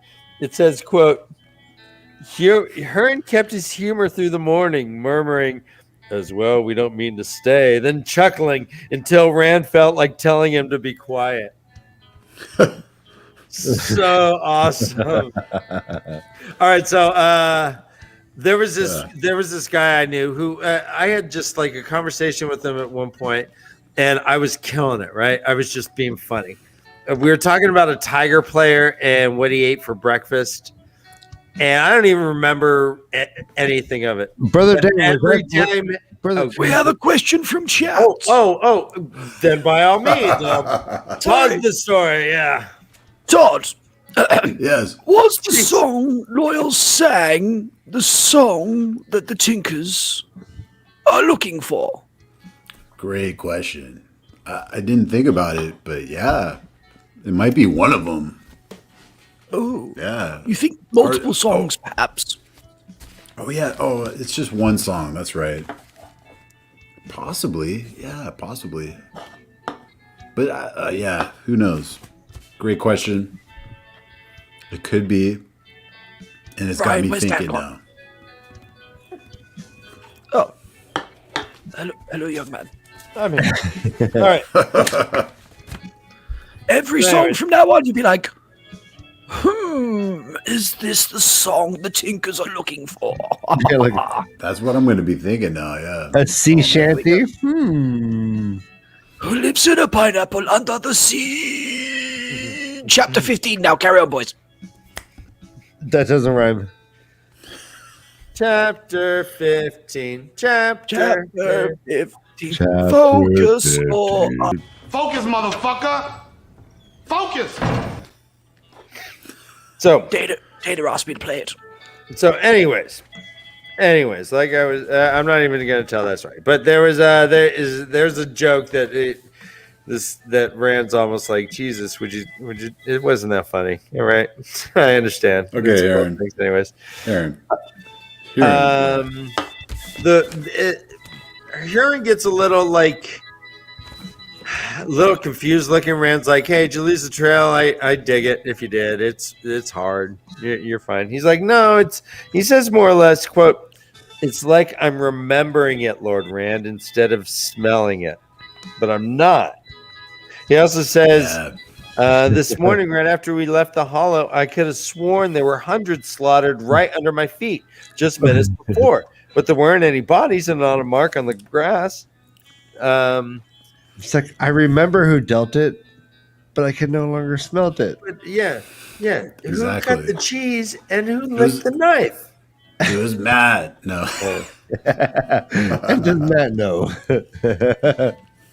But he still has it, but it's not like anything that he is used to or has had to deal with before. He's a little trepidatious about this trail, him remembering instead of smelling, and him having where there should have been obvious traces of violence, there was none. What is he smelling? I mean, yeah, Huron, he's having difficulties with the multiverse. Me too. He's like, wait a minute. He's like, I've spent at least 4 months with my therapist talking about this. You're like, what is? I'm sorry, I don't mean to take over the conversation, but Jesus, multiverse, right? Yeah, right. And Heron, he's right there with you. No. Yeah, he smells. He smells the carnage that was talked about in chapter 14, which is so cool. It links it back to he's smelling what's in the other dimension that Ingtar and crew is in. So, do you think that there will be any other than senses that overlap? So apparently Huron can smell that world, perhaps, right? Yeah. Do you think that someone might be able to see something or hear something or taste something or anything from that world as well? Or is it just the smell that passes through? That's a damn good question. I don't know. That would be awesome if there's like visions that could be passed. Okay. Like if like Perrin he could transfer his wolf senses through the dimensions. If Perrin goes into the other dimension. I know he's like still in the same one, but do you think that he is going to? Something though. Oh, go on. Well, I just thought the wolf power is older. It's like an older power, right? So maybe it's like this power that's able to like transverse the multiverse. Oh, transfers the multiverse. That's crazy. Okay, yeah. Okay. So like through his being a wolf brother, he may be able to somehow join up with them. He may be able to see them, or like have a vision. Like the wolves can see them. Maybe. I'm just thinking off the top of my head. Yeah, no, this is great. This is great, baby. Yeah, it's great, baby so boy. Crazy. Fucking Robert Jordan. Absolutely. So this has Huron on edge, but he's like, yeah, we can still follow. He's like, I trust you. Let's go. But they're not seeing signs of anything. They're assuming that the Dark Friends are in this world, but they're not seeing signs of anything. There's no life. There's no sign of anything. There's just trees. Trees is life. Yeah, we can't discourage that. But as far as like, there's no animals or birds or anything. Fish in the water, like, yeah, it's crazy. Right. Rand has a few questions in his head that let's talk about real fast. He was talking that Fane was just a madman, but in his head he said, then why did they rescue him? He also thinks, then why is he running instead of chasing me? And what killed that Fane? What happened in that room full of flies? And those eyes watching me in Faldara, and that wind catching me like a beetle in Pine Sap? No, Balzamin has to be dead. Yeah, he really tied together all the chapters right there. Right. All the happenings, like, was so cool. I loved it. I love that passage. That thought passage was like great. They're great questions. They sit and have this bland meal. Loyal sits back, packs his bowl. He's like, yep, I'll see you guys on the other side. They have food for about a week, and that's about it. It seems. Rand starts like doing some training. It says, quote, in the half dark of twilight, he worked the forms with his sword, the way Lan had taught, though without the void. Parting the silk, hummingbird kisses the honey rose, heron waiting in the rushes. Guys, I don't understand any of those. Well, man. Ryan, do you understand any of those? Why wouldn't you? Because they're not modern day. You want to talk about what would this mean? Oh, modern day sword forms? What's that scooter that has two wheels? Oh, the Segway. There we go. All right, yeah. We're gonna talk about sword forms. All right, so we're doing a quick. What we're talking about. Quick challenge of modern day sword forms. We're going to have a fictitious battle between us, where we're going to whip out our own sword forms based on a suggestion from the audience. Oh dear Lord! Sword form duels, exactly. Hey, so Gray, can you put in the banner what would be the sword form setting we're going to battle with? So Ryan, you and I go first?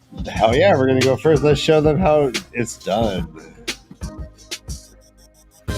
All right, can't wait to see what the setting's going to be. Let me tell you. All right, yeah, let's see. Modern day sword form coming at you. Kind of like porn. But I'm not going to get addicted to it.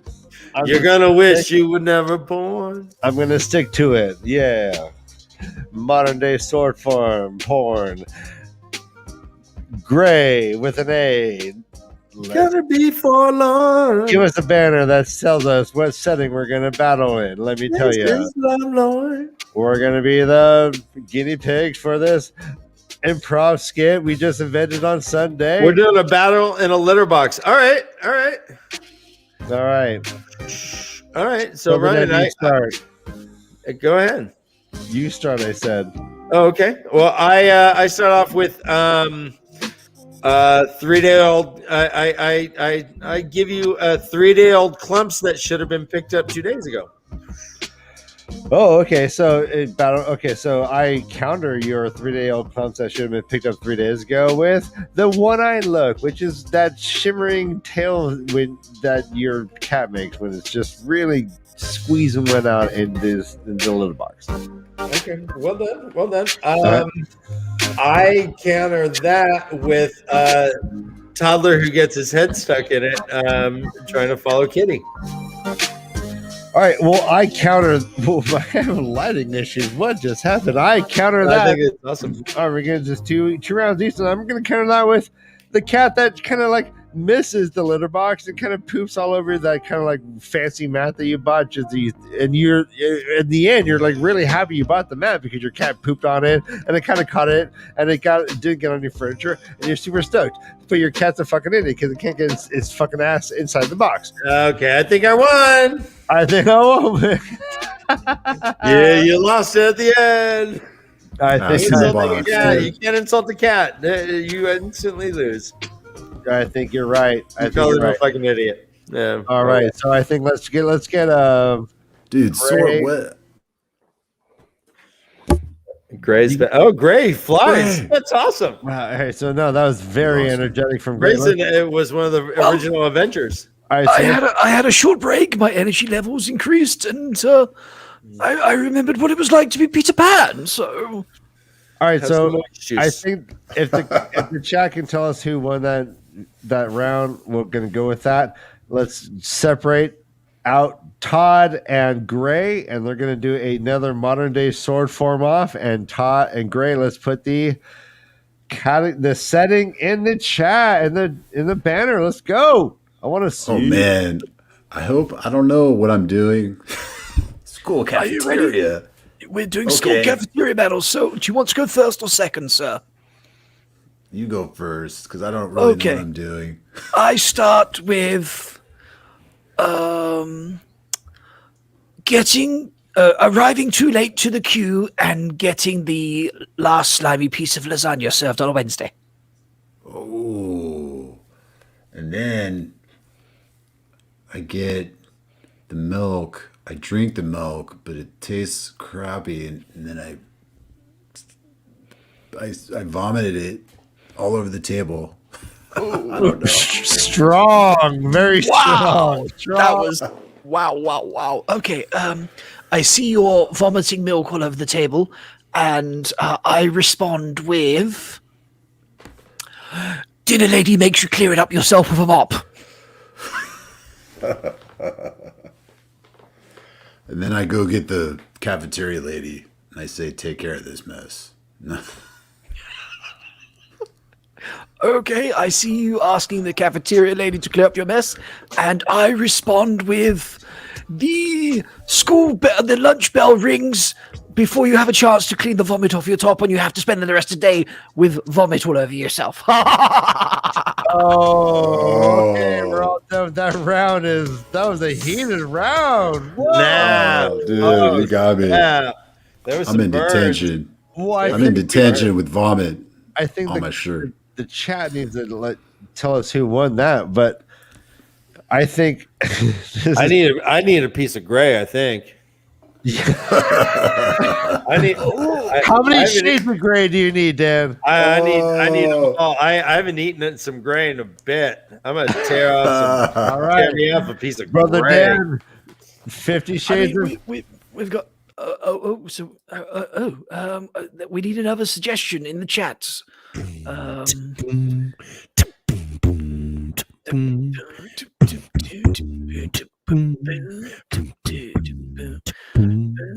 we doing this one? We're waiting for. All right.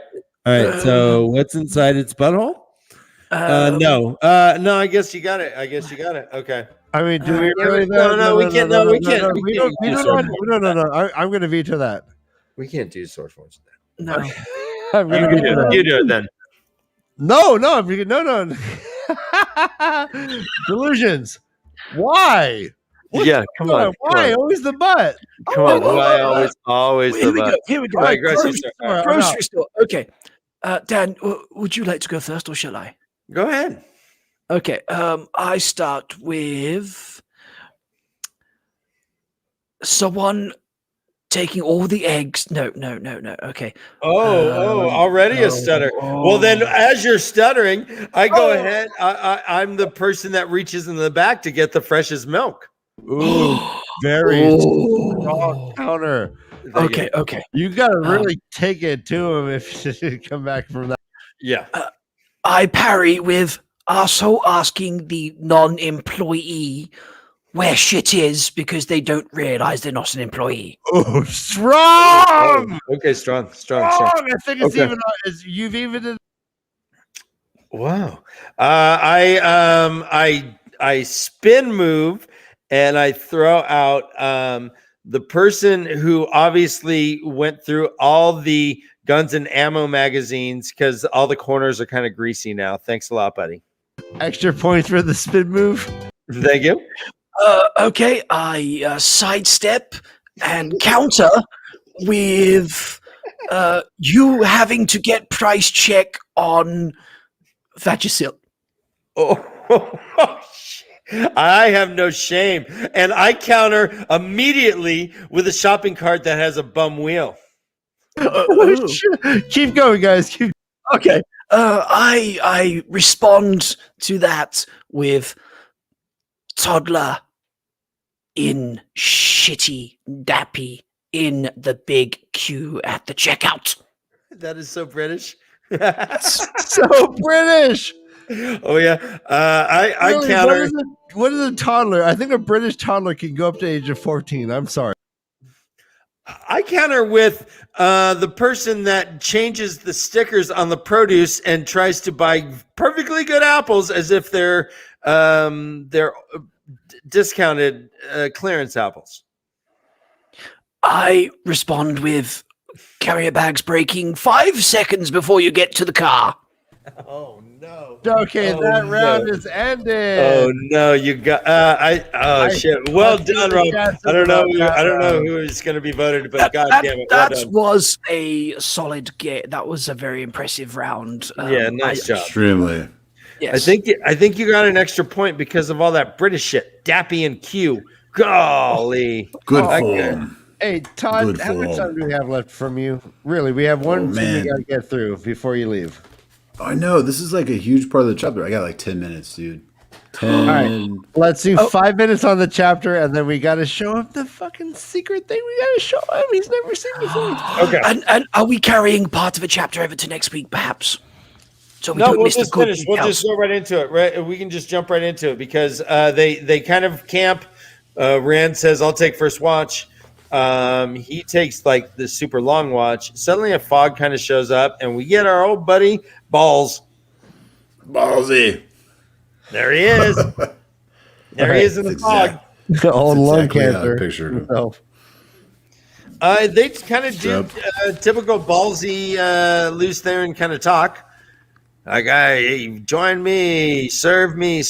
I never will. Blah blah blah. Same stuff. Ballsy kind of is a little vocal. He does mention a couple things we should point on. He walks over past Loyal and Huron, looks down at their sleeping forms. He says, quote, "You find odd followers. You always did. Yes.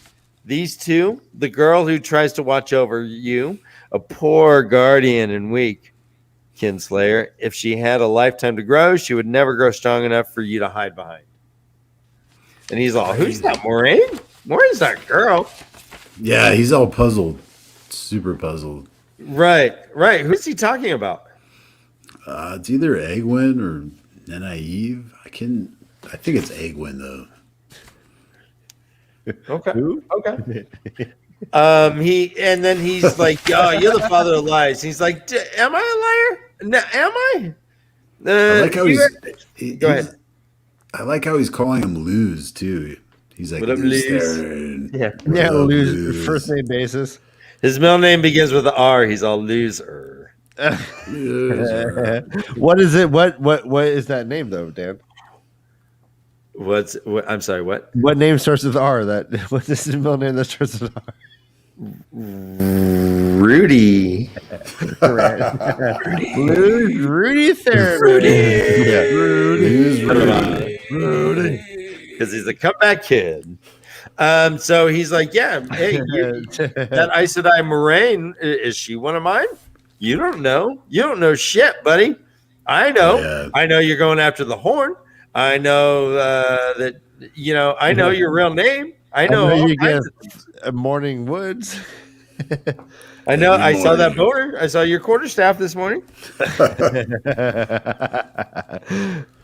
But he's pretty much he says, man, I can teach you this shit. You don't have the. I can teach you how to do this. You don't have a teacher here. And the Dark I got Lord, all the answers. I got all the answers. Yeah. I know everything. Right, and he's like, just say the words, man. That's all you got to say. You just got to say, I serve you, and that's it. That's it. No madness. You're not going to go mad. Oh, and did I tell you don't die? Jesus, do I have to keep throwing in offers? Fine. You get power too. How's that, buddy? Initiation's over, Michael. Let's go. Time to join the club. Rand starts going right into the catechism. Right into the catechism. No, shelter, the hand of the shelter. I walk in the light into the. And Balsamon just kind of shakes that off, and he's like, You want to see my face? Which is what? Oh yeah. And Rand's like, no, I don't want to. And he's like, too bad. It's like, no, dude, no. It says the mask came away. It was a man's face, horribly burned, but was kind of healing a little bit, it seemed. Oh yeah, this was interesting. This is before they made like perps go around the neighborhood and tell everyone they live there. He's going around saying, "Do you want to see my face? Do you want to see my face?" He's like, "You should."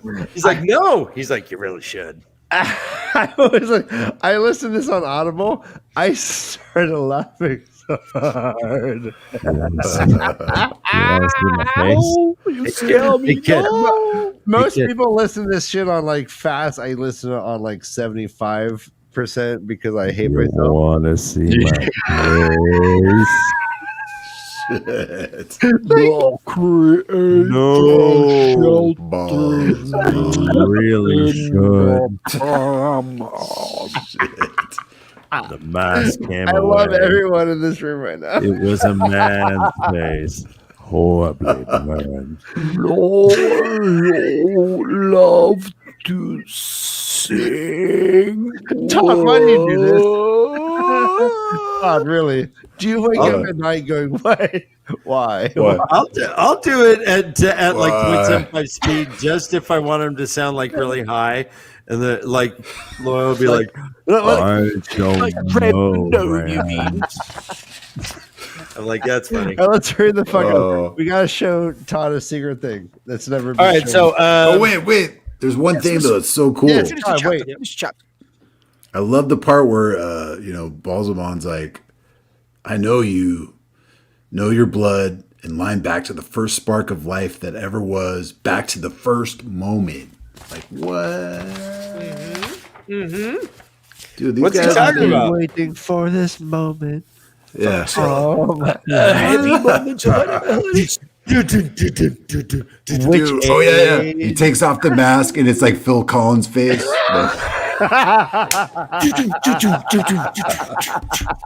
I've been coming in the air tonight.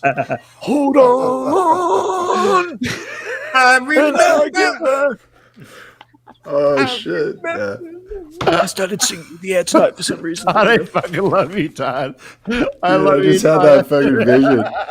Hashtag Phil Collins to play Balsamon. All right. He's all, hello, I'm Phil Collins. You might know me from the Tarzan movie. And I was in a little band called Genesis. I think you can find me in the Rock and Roll Hall of Fame. I was famous for drumming and singing at the same time. Although the Eagles did the same thing and did Ken Carpenter, I made a living off of it. All right. Thank you. That's my if you like this kind of comedy, please like and subscribe. I'm trying to get my ex-wife out of my mansion in Florida. She is selling all my stuff online. True story. She's Actually, Google it. It's a really weird story. Phil Collins is going through some shit right now. Oh yeah, Yeah, he's got it's a funny. tough time. Puppet that like. All right, puppet that Puppet that like I button. throw a puppet. All right. Which is like me going like, I'm a like button. Touch me. I only live for being touched. That's puppeting a like button. I honestly There you go. thought we were getting the gingerbread man scene from Shrek then. You're a monster. Oh. Yeah, if you don't puppet the like button, we're a monster. The Muffin Man. Yes, well, What? she's married to the Muffin Man because he fucking liked that like button. So, you know, if you want to be married to the Muffin Man, fucking like it too. You're a monster. Or you're a monster. Muffins all day, every day, All right? right. Yes. Yes. Of course. Yes, let's Phil finish Collins is the... Balsamon. Seriously. So, Todd, any other thoughts Don on the Henley, chapter? I think is. All right. So many bumper stickers. Phil Collins is Balsamon. What would HR do? Nothing. All right, so they have their traditional thing. He's like, serve me. He's like, no, I'll never serve you. I walked in the light. You can't touch me. Ballsy says, touch you, I can consume you. Boom, suddenly the fog turns to fire, it says. Which is such a great turn, like a thing to say in bed. It says the fog caught fire, fire that leapt, fire that burned everything. His clothes become on flame.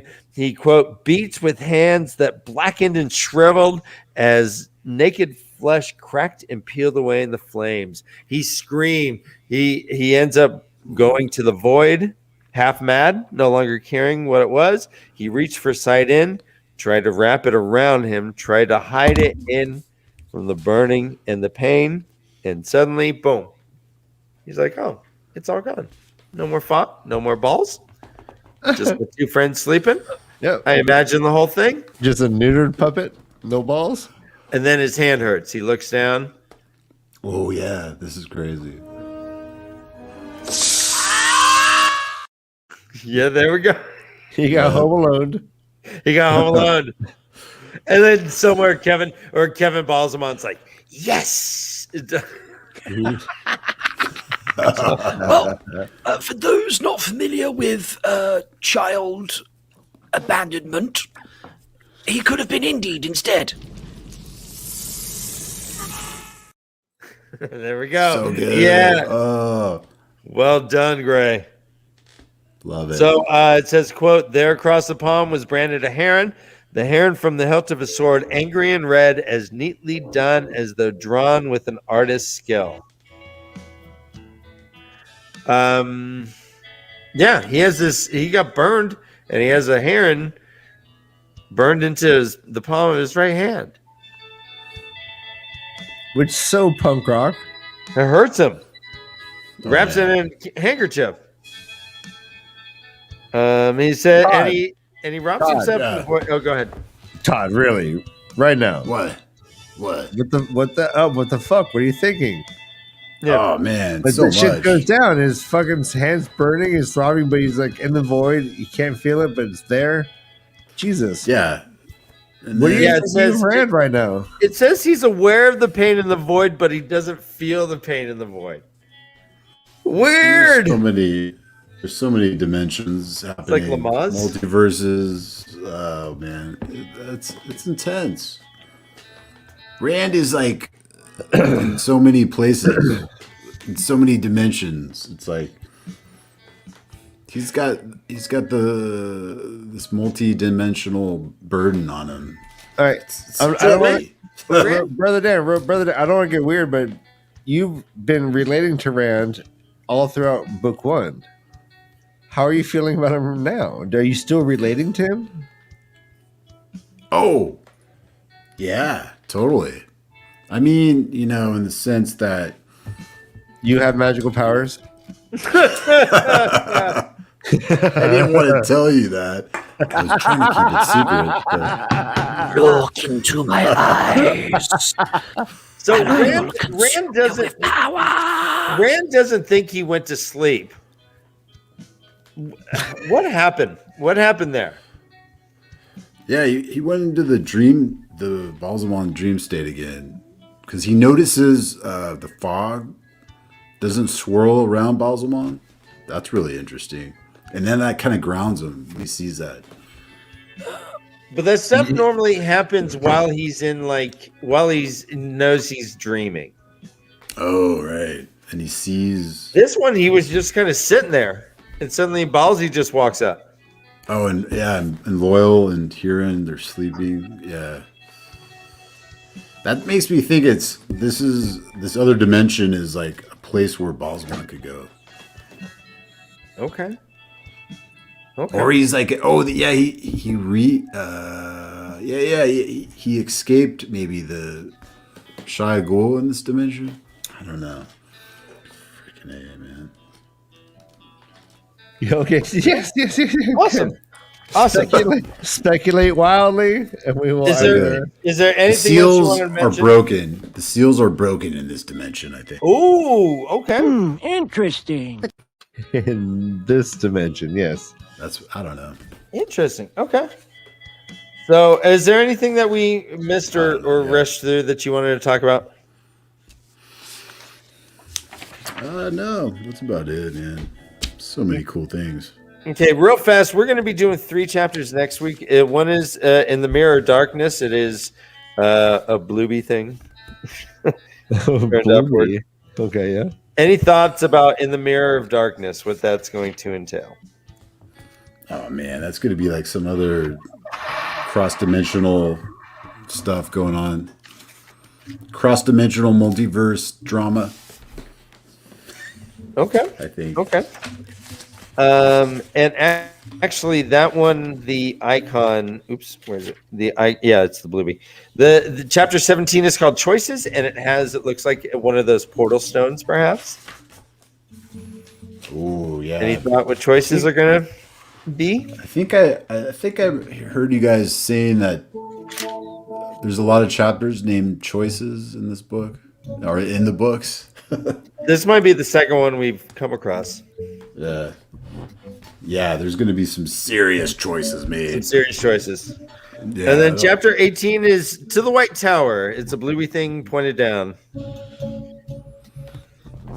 Dude, it's going to be some Tarvalon drama, man. I can't wait to get there and see like more Aes Sedai and get in deeper into like Aes Sedai politics. Because I know it's going to be hairy and super dramatic. And are they going to be? Are they going to get to Tarvalon? Yeah, I think. Yeah, the Amyrlin seat and Nenaive and Egwin will get there. Okay. I hope they get there. So, Todd, real quickly, how fast does a woman's period align with all the other women when they enter Tarvalon? Is it instantaneous or with like how fast? It takes like 3 days. 3 days. Okay, the infamous 3 days. Thank you. All right, so you have the thing you wanted to show?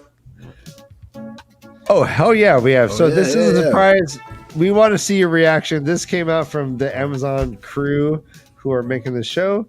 This is the first actual live kind of footage of what might be possible show footage. So let's see this. It's very short.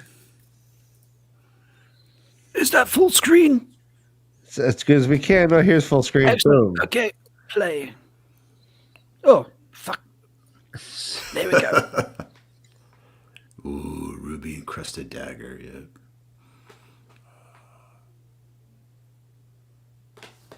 Oh wait, I don't know if I could hear the second time.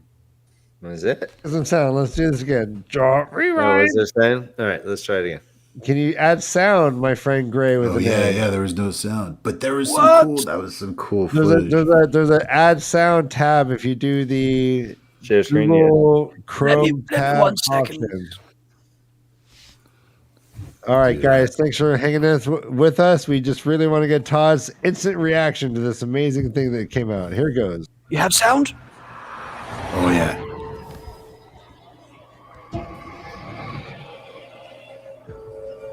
All right, let's make a deal. Yeah. Let's make a deal. There it is. All right, let's make a deal. Dude, that's so mad. All right. Let's make a deal. All right, let's make a deal. All right, let's focus on that dagger for a second. Can you go back real quick? All right, one second. Sorry. So cool. Oh my gosh. Really? Right? It's so really cool. But let's talk about real Todd. If you have a second, let's talk about what we know happened in the book versus what we think we're seeing right now. Like he seems to be by himself, right? Yeah, he looks like he's in Shadar Logoth. But where is everyone? It's like, right, he seems to be like opening a chest up by himself with no one around him, which I thought was a really interesting detail. People are speculating what's going to be different between this and the book.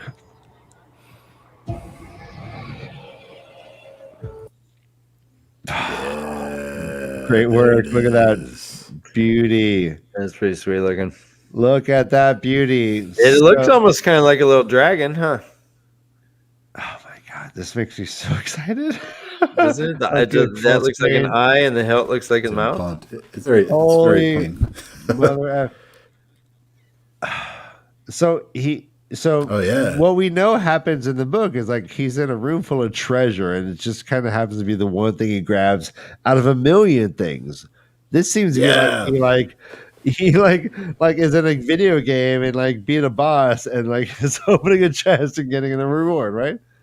Right. And it makes it seem like someone is there with him. He's like, all right, let's make a deal. Yes. So who's he talking to? That one guy, what was his name? Shoot. Oh, frick. Mordith? Mordith. Yeah, Mordith is it's gonna be a sick ass scene with Mordith. And Rand and Perrin will be like in another room or something like that. This is different than the book scene. Yeah. He doesn't super different. Yeah, he doesn't say, all right, let's make a deal to anything.